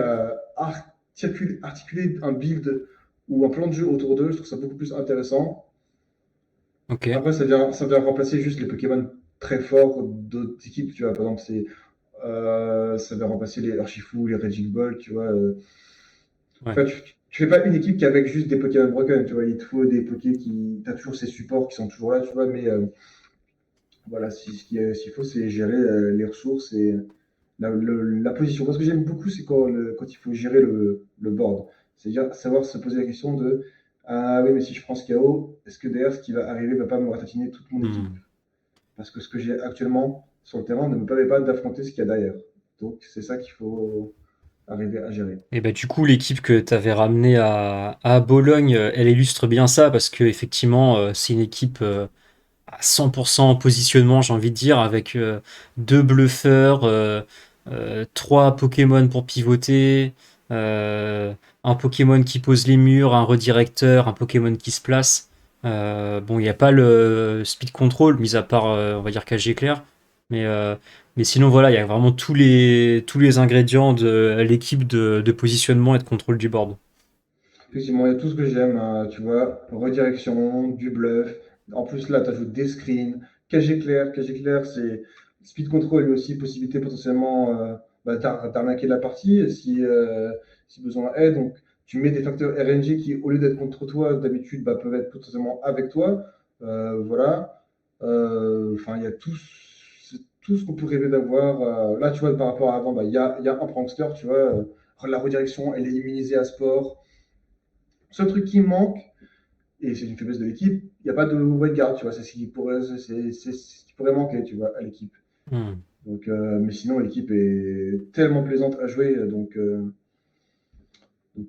ouais, c'est vraiment tout ce que j'aime, enfin, tout ce que moi j'aime dans Poké, c'est dans les équipes, tu vois, c'est dans cette équipe-là, tu vois. Ok, ok, bah, super intéressant. Et du coup, bon, c'était quand même une bonne perf, hein, sur ce tournoi-là. Tu termines. Bon, malheureusement, t'arrives pas à aller accrocher le top 32, mais voilà, tu fais que trois défaites contre Simone Sanvito, Francesco Pardini et Victor Medina, donc ça reste un bon tournoi. Qu'est-ce que t'en tires, toi, d'un tournoi comme ça pour les Worlds? Est-ce que tu te dis, bon, je suis quand même dans la zone. Voilà, effectivement, je perds des matchs, mais j'arrive à avoir une équipe qui me plaît. J'arrive quand même à aller chercher un tournoi correct. Que t'en tires quoi? Là, par exemple, ma décision avec ce tournoi, c'est de ne pas avoir travaillé plus certains match-ups, tu vois, contre Simonet. Ouais, par exemple, si tu vois, si Simonet ouais, c'était Diego. Diego, tu vois, ils jouaient la même équipe. Le truc, c'est qu'après avoir pu Hmm. parler du match-up avec d'autres joueurs,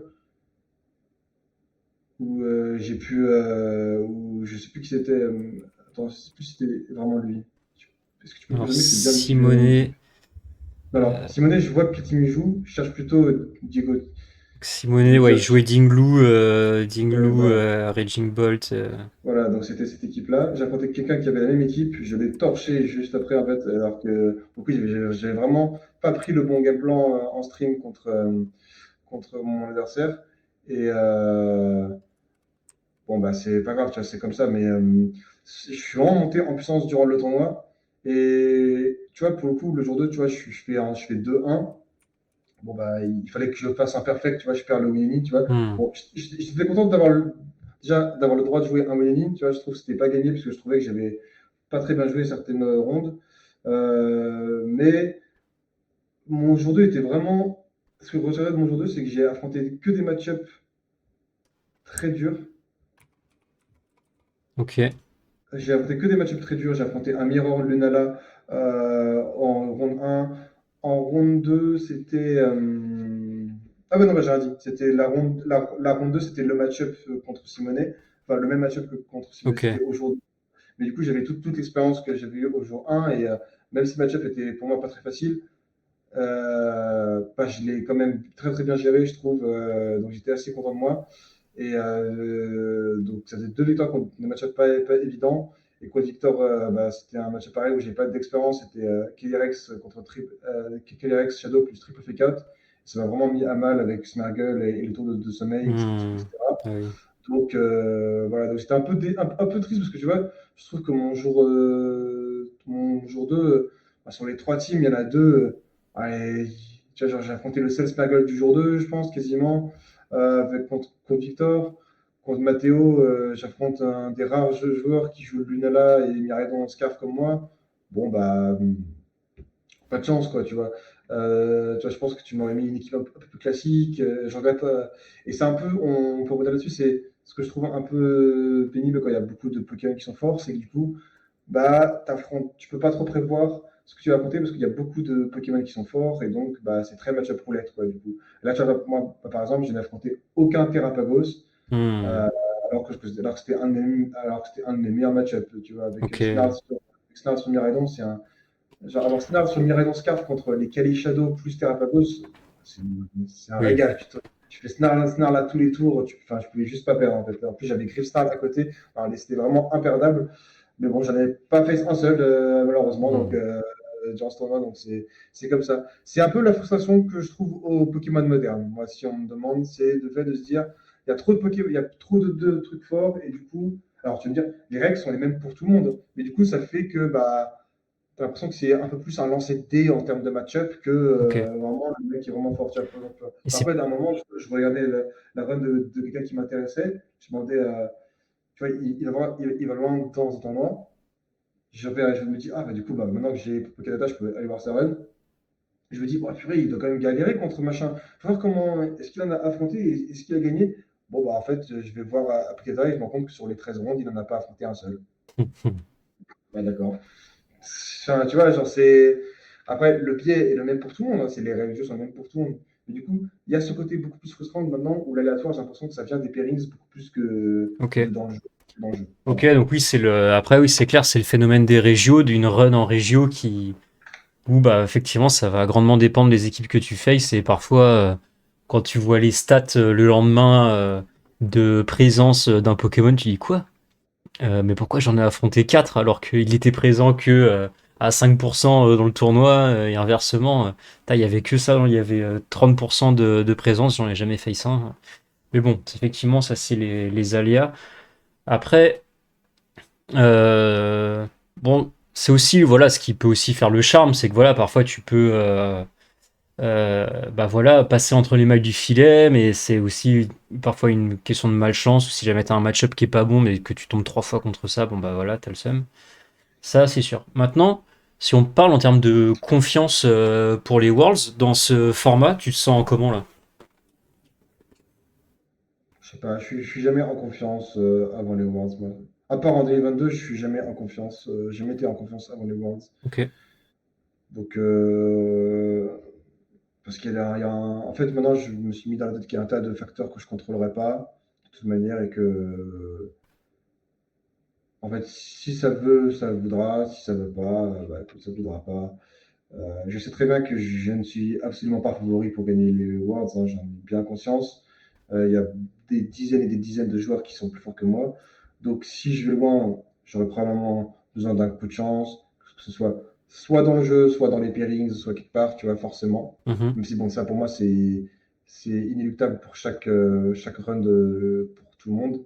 Bon, certains ont plus besoin que d'autres. Moi, je pense que j'ai plus besoin que d'autres de chance pour pouvoir avoir de bons résultats. Bon, bah écoute, on verra bien, mais j'ai pas de pression pour ce point de vue-là, hein. Si se passe un truc, il se passera un truc. S'il se passe rien, eh ben. Ok. T'as un objectif quand même, malgré tout? Tu te dis, ouais, j'aimerais bien. En vrai, mon objectif serait de retrouver le jour 2 que j'ai pas réussi à avoir la dernière fois. Ok. Bon, j'espère faire mieux qu'un 3 drop, que Hawaii l'an dernier, les Pure Worlds. Voilà. Mais Ok. voilà. Ouais, bah oui, c'est vrai Je que. verrai, je verrai bien ce qui se présente. Je verrai un nom devant moi et j'essaierai juste d'être plus fort que lui et j'essaierai de faire ça 9 fois de suite. Très bien. Et en termes de préparation pour les Worlds, ça se passe comment? Tu as encore un peu le temps, tu vois, mais ça va se rapprocher assez vite, mine de rien. Moi, je voudrais avoir lock mon équipe, on n'est pas tout seul pour la fin du mois. Je voudrais être sûr de ce que je joue. Là, je commence à étudier. Là, j'ai une équipe avec laquelle je suis très très à l'aise. Euh, et du coup, je commence à travailler d'autres trucs pour voir. Donc voilà, donc il y a des trucs où je me dis, en fait là c'est toujours ça, c'est que maintenant j'ai une équipe sur laquelle je considère que ça ne sert plus à rien que je m'entraîne, je suis assez fort avec. Ok. Moi je la rejouerai évidemment de temps en temps pour être sûr que tout va bien, mais je considère que j'ai assez d'expérience et je me dis que bon, je mets ça de côté, maintenant je vois autre chose pour pas passer à côté d'une équipe qui pourrait être très très forte. Voilà. Ok. Ok, super intéressant et peut-être aussi, c'est un truc que j'avais déjà discuté avec des joueurs, c'est le côté où tu peux te lasser d'une équipe où en fait à force de la jouer plein de fois et de connaître les lignes de play, etc. Bah, tu sais, tu perds un petit peu ce petit plaisir parce que tu connais les trois quatre premiers tours, etc. Et du coup, il y a le côté peut-être un peu robotique ou perdre un peu le plaisir de jouer l'équipe, ça te rend peut-être moins bon avec. Tu y crois à Ah, ça, toi ou... non, moi c'est l'inverse, je trouve ça trop excitant de pouvoir dire que tu vas mettre en slip un mec avec 4 tours que tu as déjà prédéfinis avant d'allumer la console. Donc, genre, savoir que, pouvoir, je trouve l'adrénaline de cliquer un move en 2 secondes en sachant très bien ce qui va se passer et de te dire que tu vas mettre ton adversaire en slip grâce à ça, c'est pour moi la meilleure sensation que Ok, j'ai sur le jeu. Donc, non, non, moi jamais je me lasse. Au contraire, si tu me dis que je fais tout le temps la même chose, c'est que, ça se passe bien, très très souvent. c'est vrai. C'est un bon signe pour moi si je peux faire tout le temps la même chose. Ok, bon, du coup, t'es quand même bien avancé dans ta prep si tu sais ce que tu veux jouer, au moins dans les grandes lignes, et que t'as déjà confiance avec l'équipe et que tu considères avoir suffisamment d'expérience. Maintenant, oui, j'imagine qu'il va encore falloir roder les match-ups, analyser la méta. Comment on fait pour analyser une méta d'ailleurs? En fait, j'arrive à un point où je ne sais plus si je sais le faire. Parce que, genre, j'ai des lectures qui ont foiré cette année. Je me dis, bon, bah, j'ai forcément pas eu la bonne approche. Et du coup, bon, bah, Ok. je regarde ce qui est joué. Il y a le côté data, mais ça fait pas tout. Il y a le feeling de ce qu'on ressent sur le ladder. C'est un mélange de plein de trucs. Alors, tu discutes avec des gens aussi qui jouent aussi. Voilà, c'est... Parce qu'en fait, il y a ce que tu analyses et il y a ce que Arcanine te sert le jour J, quoi. Donc, Oui. si on te, c'est un peu comme quand à la cantine, on te promet steak frites et que bon, bah, finalement, ce sera filet de morue. Bon, bah, ça peut être très très bon, mais c'est pas forcément ce qui était prévu. Si jamais il y a pénurie de pommes de terre sur la route, bon, bah, t'auras pas de frites, quoi. Donc, Ouais, ouais, et puis bon, il y a aussi le fait que ce soit un tournoi international où tu as les joueurs, notamment asiatiques, qu'on connaît très peu et dont on a, mine de rien, c'est encore moins d'infos sur la prep, probablement, et sur la méta, etc. Qui, bon, pour être préparé face à eux, bah, faut entre guillemets être préparé à tout et n'importe quoi, quelque part. c'est ça. Donc, après, c'est un humain contre un humain, hein, quand tu dire quelqu'un, il a juste pas forcément le même chemin de réflexion que toi, mais il y a plein de joueurs, hein, ils ont pas besoin d'être asiatiques pour penser différemment Ouais, bien sûr. de soi. Donc ce qui compte, c'est d'arriver à avoir le meilleur chemin de réflexion, d'optimiser, de jouer comme d'habitude. Je me fais pas de fixette parce qu'il y a un joueur, il est asiatique. Pendant un moment, c'était très décontenançant. Je me rappelle aux Worlds en 2019, mes premiers Worlds, tous les Japonais contre qui j'ai joué, j'ai perdu. Donc, parce qu'ils avaient sorti des trucs de fou. Le premier, c'était bah, en stream, ils jouaient Necrozma, Rayquaza, j'avais jamais vu ça de ma vie. Hmm. Le deuxième, c'était Solgaleo, Rayquaza. Bref, voilà quoi. Ils sortent des trucs parfois, mais ils jouent le même jeu. Hein, enfin, on s'inscrit aux mêmes règles, hein, au même jeu. Donc à partir de là, il n'y a pas de raison. Y a pas de raison quoi. Voilà. Ok, ok, ok, intéressant. Bon, bah, du coup, en tout cas, oui, les Worlds, évidemment, je rappelle pour celles et ceux qui nous écoutent que on suivra ça évidemment en direct et on suivra en particulier les performances des différents Français qui sont sur place et notamment du coup celle d'Hippolyte en regardant ronde après ronde ce qui se passe et il y aura un restream avec commentaires en français du coup sur la chaîne de Colonne Lance. Donc voilà, hein, si jamais vous avez envie de faire un tour, n'hésitez pas. Ce sera mi-août et ce sera un grand plaisir de suivre tout ça. Et bon, maintenant, si on parle un petit peu d'avenir, bon, on a déjà un peu parlé de la compétition, etc. Mais peut-être déjà, toi, en termes de continuer à s'investir, etc. Bon, ça fait longtemps que tu es là. Je te vois mal arrêter le jeu du jour au lendemain, bien sûr. Mais comment est-ce que tu vois un peu la suite de ton investissement dans la scène compétitive? Pareil, c'est un truc, à chaque fois que je dis que j'ai envie d'arrêter, mais il y a un prétexte à la con pour continuer. Donc bon, je vais même pas. Je, je vais faire exprès de zapper la question parce que je peux dire un truc et le lendemain, ça peut être le contraire. Donc du coup, Ok, joker pour celle-là. ok. Ouais, pas de Tu souci. devrais faire, tu devrais faire un, tu sais, le système de, un peu, je sais plus qui c'est qui fait ça, mais genre 60 secondes et tu dois répondre par oui ou par non. Là, Ah ouais, ouais. comme Ah mais c'est voilà, ouais, c'est Hugo Décrypte, je crois justement. Hugo Décrypte, ben voilà, ce serait Quentin Décrypte, Ouais, il fait ça aussi. ouais, c'est vrai, le petit speedrun de questions, ça peut être marrant. Qui est ton légendaire restreint préféré? Qui est ton à réfléchir effectivement, ça peut être marrant. Euh, bon, peut-être si on continue à réfléchir à l'avenir, tu vois. Bon, on a vu que il y a des juniors, des seniors français qui sont très bons, qui peuvent être l'avenir de la compétition. Alors après, voilà, on sait jamais. Est-ce que le jeu va continuer à les intéresser? Est-ce que voilà, ils vont continuer à avoir envie d'être dans la scène compétitive? Est-ce que les aléas de la vie feront qu'ils auront toujours une présence sur la scène, envie de jouer, etc., la motive, je ne sais quoi. Pareil, on a des joueurs récents qui arrivent chaque année, qui montrent qu'ils sont capables d'aller chercher des choses. Euh, Comment tu vois la suite de la scène compétitive française ou francophone, peut-être pour élargir un peu à cousins belges, etc. J'espère que les parents continueront d'emmener leur gosse en avion, hein, parce que ça passe par là, hein, en premier, hein. Ouais. C'est que s'il n'y a pas de voyage en avion, il n'y a pas de parents pour les emmener, il n'y a pas de performance des loulous, quoi. Donc, tant que les parents voudront bien et que les enfants auront volonté de continuer de jouer, ce que j'espère, hein, bien sûr, c'est que bah, ça, pour moi, ça continuera, en fait. Mais que pour ça, il faut arriver à faire en sorte que le circuit soit sain pour tout le monde, quoi. Donc, Mhm. mais moi, je m'en fais pas en fait. Mais je m'en fais pas, mais d'un autre côté, ça a des facteurs qui sont en dehors du contrôle de moi, évidemment, mais en plus, parfois même des joueurs en question, en fait. Il y a des choses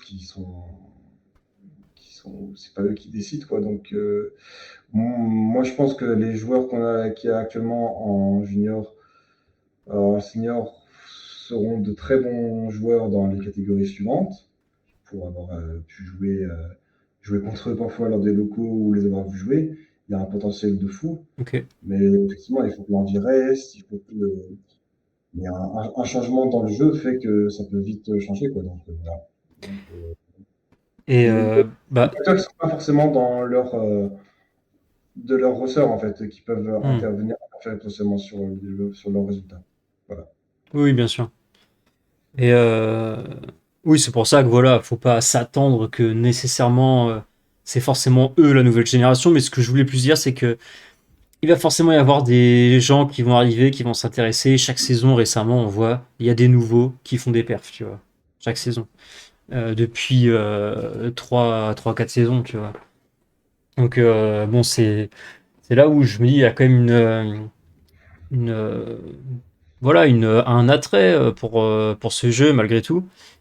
Et peut-être pour prendre un axe un peu différent, euh, qu'est-ce qui peut faire que on continue à progresser en tant que peut-être que communauté? Parce qu'il y a vraiment cet effet de communauté où on se passe les infos, on s'entraîne ensemble, on se voit en local, on échange de manière générale. Ça permet peut-être de se tirer vers le haut. Ou peut-être pas forcément. Comment tu vois le truc, toi? J'ai pas les réponses à ça pour le coup. Ok. Je sais pas. En vrai, je sais pas si les locaux. En fait, il y a plein de trucs que je pensais cette année. Je sais pas si les locaux ont un vrai impact sur le niveau des joueurs. J'en sais rien. Pour le coup, je ne sais pas si ça plaît aux gens de venir aux toits locaux. Je ne sais pas si. Je sais pas si les joueurs ont envie de progresser, parce que parfois certains, tu peux pas leur enlever ça, mais ils ont pas, ils préfèrent prendre ça comme un loisir, ils se fichent Hmm. totalement du résultat et c'est tout à fait à leur honneur et tu es obligé de comprendre ça. S'il y a 800 joueurs, il n'y a pas 800 joueurs qui se battent pour le titre, il faut être bien conscient, mais qu'il y a des joueurs qui sont là parce qu'ils veulent passer du bon temps. Et donc, voilà, en fait. Je ne sais pas, en fait. Je ne sais vraiment pas, en fait. Je ne saurais vraiment pas répondre à ta question. Ok. Est-ce qu'il y a vraiment un effet de communauté? Maintenant, on est plus nombreux. En fait, on est peut-être plus nombreux à jouer, mais du coup, l'an dernier, on était 19 qualifiés au World, je crois, un truc comme ça, 17. Bah, cette année, on n'est que 4, 5 Hmm. chez les grands. Donc voilà, je ne sais pas. Après, il y a beaucoup moins de qualifiés que l'année dernière aussi, en soi. Donc ça joue aussi, forcément. Ouais, bien sûr. Là, je t'avoue, j'ai pas la réponse. Ok. Ok, ok. Euh, ok, très bien. Donc, bon, c'est voilà la question sur le développement. On a déjà largement en début d'interview parlé de la scène compétitive, son avenir potentiel avec Pokémon Champions, etc. Donc ça, on a abordé le sujet. Euh, mais peut-être si on parle de compétition Pokémon, il y a quand même euh, comment tourner ça? Euh, Il y a effectivement, tu disais que tout le monde vient pas avec forcément l'envie de gagner, etc. Il y a l'aspect plaisir qu'on tire du jeu. Mais même quand on cherche à être compétitif, en fait, si on tire plus de plaisir, c'est probablement difficile de continuer à se motiver et à performer. D'où il vient peut-être le plaisir de ça? Je pense qu'on est juste addict. Je pense que nos faits, c'est juste ça. Je pense qu'on aime trop ce putain de jeu de merde et j'ai dit un gros mot, deux gros mots. Et on est juste des crack addicts en fait, je pense. Et Ah ouais, t'as besoin de ta moi, dose de moi, je showdown. pense, moi, je pense que c'est juste ça. Non, pas Showdown pour le coup, parce que Showdown, j'aime pas ça. Ok. Ce qui est cool, c'est de lancer le jeu et de mettre un slip sur l'adversaire. On aime trop ça en fait. On aime Mhm. trop ça. On aime trop. Je pense qu'il y a une part de nous inconsciente qui aime trop ça en fait. Qui fait qu'on n'arrive jamais à arrêter, hein. Ouais, il y a un côté addictif. Et que tant qu'il n'y a pas, et que tant qu'il n'y a pas une force suprême ou un cas de force majeure qui vient t'empêcher de jouer, tu joues, hein. Ouais, ouais, je vois un peu ce que tu veux dire, hein. Pas tout le temps, mais tu continues régulièrement à Mhm. jouer. Pas forcément beaucoup, mais régulièrement. C'est Mhm. ça le truc. C'est que pour arrêter, il faut arrêter à jouer régulièrement. C'est un peu comme la clope. Si tu fumes de temps en temps, une fois par tous les 3 mois, tous les 4 mois, pas grave. Tu peux même t'enfiler un paquet une fois par an, on s'en fout. Mhm. Mais si tu t'en grilles une tous les jours ou voire plus, c'est là où c'est plus compliqué, tu vois. C'est pareil, côté, c'est pareil. Ok. Ouais, donc peut-être un rapport addictif. Et bon, c'est vrai que de manière générale, dans le jeu vidéo, il peut y avoir un rapport addictif, que ce soit compétitif ou pas, quoi, j'ai envie de dire.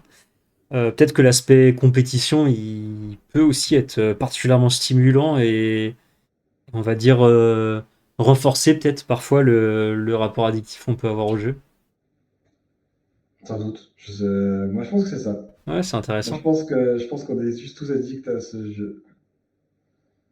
Ouais, bah, il y a grave moyen, hein. Mais tu vois, est-ce que par exemple, on pourrait dire que des gens qui jouent aux échecs et pas forcément des pros, hein, mais en loisir, qui vont faire des tournois régulièrement et tout, qui font des parties en ligne, etc. C'est aussi un rapport, ou même pas forcément en ligne, hein, qui vont à leur club d'échecs et tout. C'est un rapport addictif, ou Mais peut-être bien même sûr, des mais gens bien sûr. qui font un sport. Tu joues au foot, tu y vas à ton entraînement, tu vas à tes matchs. Est-ce qu'il y a aussi un rapport addictif?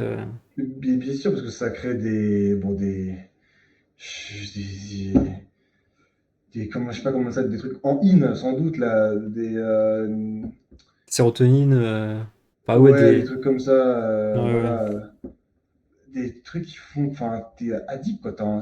et t'en as besoin, du coup, t'as envie de jouer, en fait. Mhm. T'as envie de jouer, t'as envie de progresser, t'as envie de mettre en slip le mec qui est devant toi.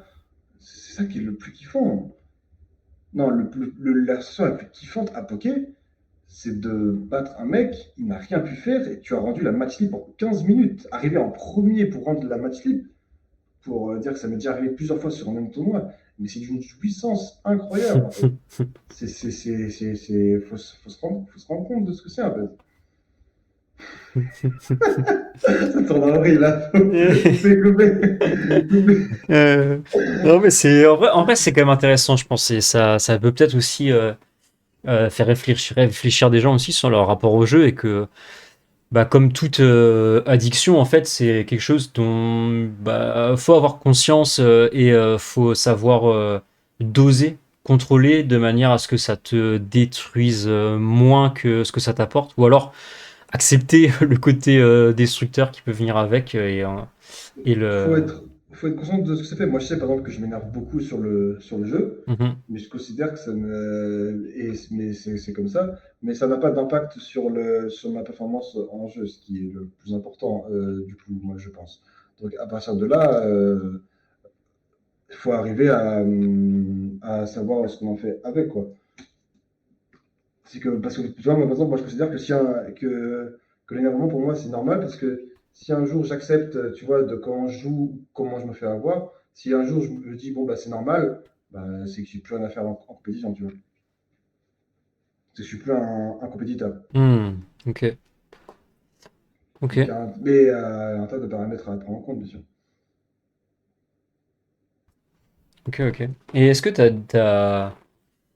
tu penses à euh, l'aspect de la compétition qui est en dehors du jeu, c'est-à-dire aller retrouver des gens, passer du temps avec des autres ou faire profiter de ton expérience à d'autres, tu vois, ces questions-là, ou est-ce que tu es quand même vraiment focalisé sur ta performance et ton envie de faire mieux tu vois, il y a un peu ces aspects-là qui peuvent entrer au jeu pour certaines personnes en compétition. Moi, j'ai beaucoup aidé les gens à préparer leur tournoi, que ce soit leur tournoi ou juste un match-up ou juste une spread, comme ça.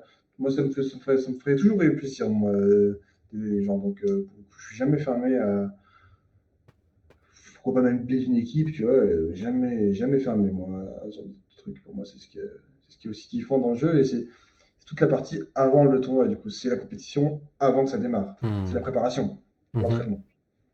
Ok, ok, ok. Et bah, c'est vrai que je discutais un peu de ça avec Aurélien récemment là en interview aussi et lui me faisait remarquer que bah ouais peut-être il y aurait des contenus à apporter pour aider les gens parce on se posait la question de bah oui avec Champions il va y avoir plein de nouveaux peut-être qui vont se ramener etc. Comment faire pour les maintenir dans le jeu qu'ils soient pas parce qu'on peut s'attendre à ce que Champions soit pas tout à fait débutant friendly ou qu'il y ait plein de choses qui peuvent donner envie dans un premier temps à des joueurs de 6 mètres et que finalement ils comprennent un peu rien et ça marche pas. Et peut-être que voilà, c'est là où il y a le. On peut pas forcément attendre à TPCI de tout proposer et que la communauté doit proposer peut-être des choses, des outils, de compréhension, d'analyse, de progression pour un peu tout le monde. Est-ce que, je veux dire, toi tu dis la préparation avant tournoi, l'idée de, je sais pas, présenter une équipe, faire un rapport d'équipe. Aurélien, il me faisait la remarque qu'il y avait beaucoup moins de rapports d'équipe que ce qu'on ait pu voir à un certain moment, et que peut-être que c'est quelque chose qui manquait actuellement. Ce qu'est l'OpenGMI, ce qui est présent, je pense pas que ce soit un souci, moi, pour le coup. Ok. Que le Et truc. que aussi, avec ce qui s'est passé récemment avec les différents contrôles qu'il y a pu y avoir en tournoi, les joueurs sont beaucoup moins à même de partager des rentals de leurs équipes, pour des raisons évidentes. À cause des hack checks. Ah ouais, parce que. Ah oui, ok. Ah ouais, tu penses que ça, j'avais jamais pensé à ce truc sous cet Bah, angle-là. quand tu vois que t'as Cafotic qui d'ailleurs te fait un récap de bon bah regardez, on a vu toutes les rentals qui ont été partagées, bon bah il y en a X qui sont édites, X qui ne le sont pas. Bah, autant ne pas prendre le risque Hmm. de te faire exploser, quoi, ça sert à rien, donc tu poses pas, en fait. Voilà. Tu postes un paste si tu as envie et c'est tout. Ah ouais. Sauf que les pastes, ça fait pas, c'est pas vendeur. Ce qu'ils vendent, c'est les rentals, une explication bien détaillée. Sauf que bon, bah, pour moi, il y a eu cette période-là parce qu'il y a pas mal nuit au report. Pour moi, c'est ça en fait. Hmm. C'est ActCheck. Encore une fois, on en revient, hein, l'accessibilité aux données, aux ressources, évidemment. Ok. Ah ouais, j'avais pas vu ça sous cet angle-là, c'est intéressant. Et bah, encore une fois, là, je vais placer un peu mes espoirs dans le fait qu'ils fassent de Champions un jeu plus accessible et permettre de contourner ces problèmes et peut-être donner plus envie aux gens aussi de partager potentiellement pour pas avoir ces problèmes-là. Mais bon, ça, encore une fois, seul l'avenir nous le dira. Est-ce que il y a un sujet à propos de la compétition Pokémon ou de voilà de comment tu vis le truc ou comment tu vois je sais pas quel sujet t'aimerais bien aborder dont on n'a pas forcément parlé ou dont on a parlé que t'aimerais bien creuser Alors, tu peux, un sujet qu'on n'aurait pas abordé potentiellement? ouais Euh, dont on a parlé et que t'as envie de creuser non, je pense parfois j'ai apporté des réponses plutôt longues, donc pour le mhm. coup, moi, je pense qu'on a fait le tour. Et puis sinon, bah, si j'ai oublié, bah, à l'année prochaine pour une nouvelle interview. Ah, ah oui, bon, ça va tenter une nouvelle Qualif Awards l'année prochaine alors. Ouais, je vais dire que j'arrête, puis il va y avoir un truc spécial qui fait que j'ai pas, qui fait que j'ai, il va y avoir un alignement de planètes de fou Ouais, furieux ou ouais. un truc, voilà, qui fait que j'ai L'addiction envie de quoi. continuer. L'addiction continue en fait, c'est tout simplement ça. Bah écoute, à moins que le chat ait peut-être une question à te poser, moi j'ai épuisé les questions de mon déroulé, donc oui je trouve qu'on a réussi à parler quand même de pas mal de sujets et tout, donc c'était cool à ce niveau-là. Donc si jamais le chat a une question à te poser, après peut-être que les gens ils te connaissent bien aussi, hein, t'as plus aucun secret pour eux. Peut-être que les gens ils m'aiment pas, hein, si, hein. Moi ça me va. Hein. Les gens ils disent, ah non, Bon, Hippolyte, quel trou du cul. Ça me va. Hein. je pense pas. Après, c'est vrai qu'il y a toujours des gens qui nous aiment bien et des gens qui nous aiment pas, hein, ça c'est sûr, hein. On peut pas être pote avec tout le monde, hein. Non, on peut pas. Après, quand même, de manière générale, les gens ils s'apprécient et il y a une bonne ambiance dans la communauté Pokémon et dans la communauté francophone.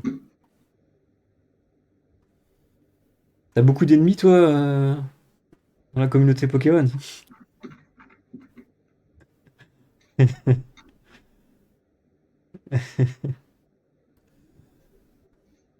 Oh, peut-être pas quand même. Hmm. Ils se reconnaîtront, Ah, s'ils existent. ok, ok. Bon, on va pas creuser ce sujet-là. Bah, en tout cas, merci encore une fois d'avoir bien voulu répondre à mes questions, d'avoir aussi répondu longuement et développé les sujets. C'était très intéressant. Eh ben, écoute, merci à toi, Quentin, de m'avoir interviewé. En vrai, j'ai envie de te dire, j'espère l'année prochaine. Non, en vrai, j'espère pas l'année prochaine. J'espère vraiment toujours arrêter avec cette addiction. Mais bon, bah, on s'en fait pas. Hein. Donc, si possible, je souhaite ne plus jamais faire d'interview avec toi. C'est tout ce que je me souhaite. Mais bon, si ça doit se faire, ça se fera évidemment. Merci d'avoir regardé cette interview Top Dresser. N'hésite pas à aller regarder les autres interviews sur ma chaîne. Je continue à faire du contenu spécialisé en compétition Pokémon, mais aussi du multigaming à l'occasion. Donc n'hésite pas à suivre ma chaîne YouTube, ma chaîne Twitch et rejoindre mon serveur Discord. Et si toi aussi tu veux participer au développement de la scène compétitive Pokémon, remplis le formulaire disponible en description. A plus.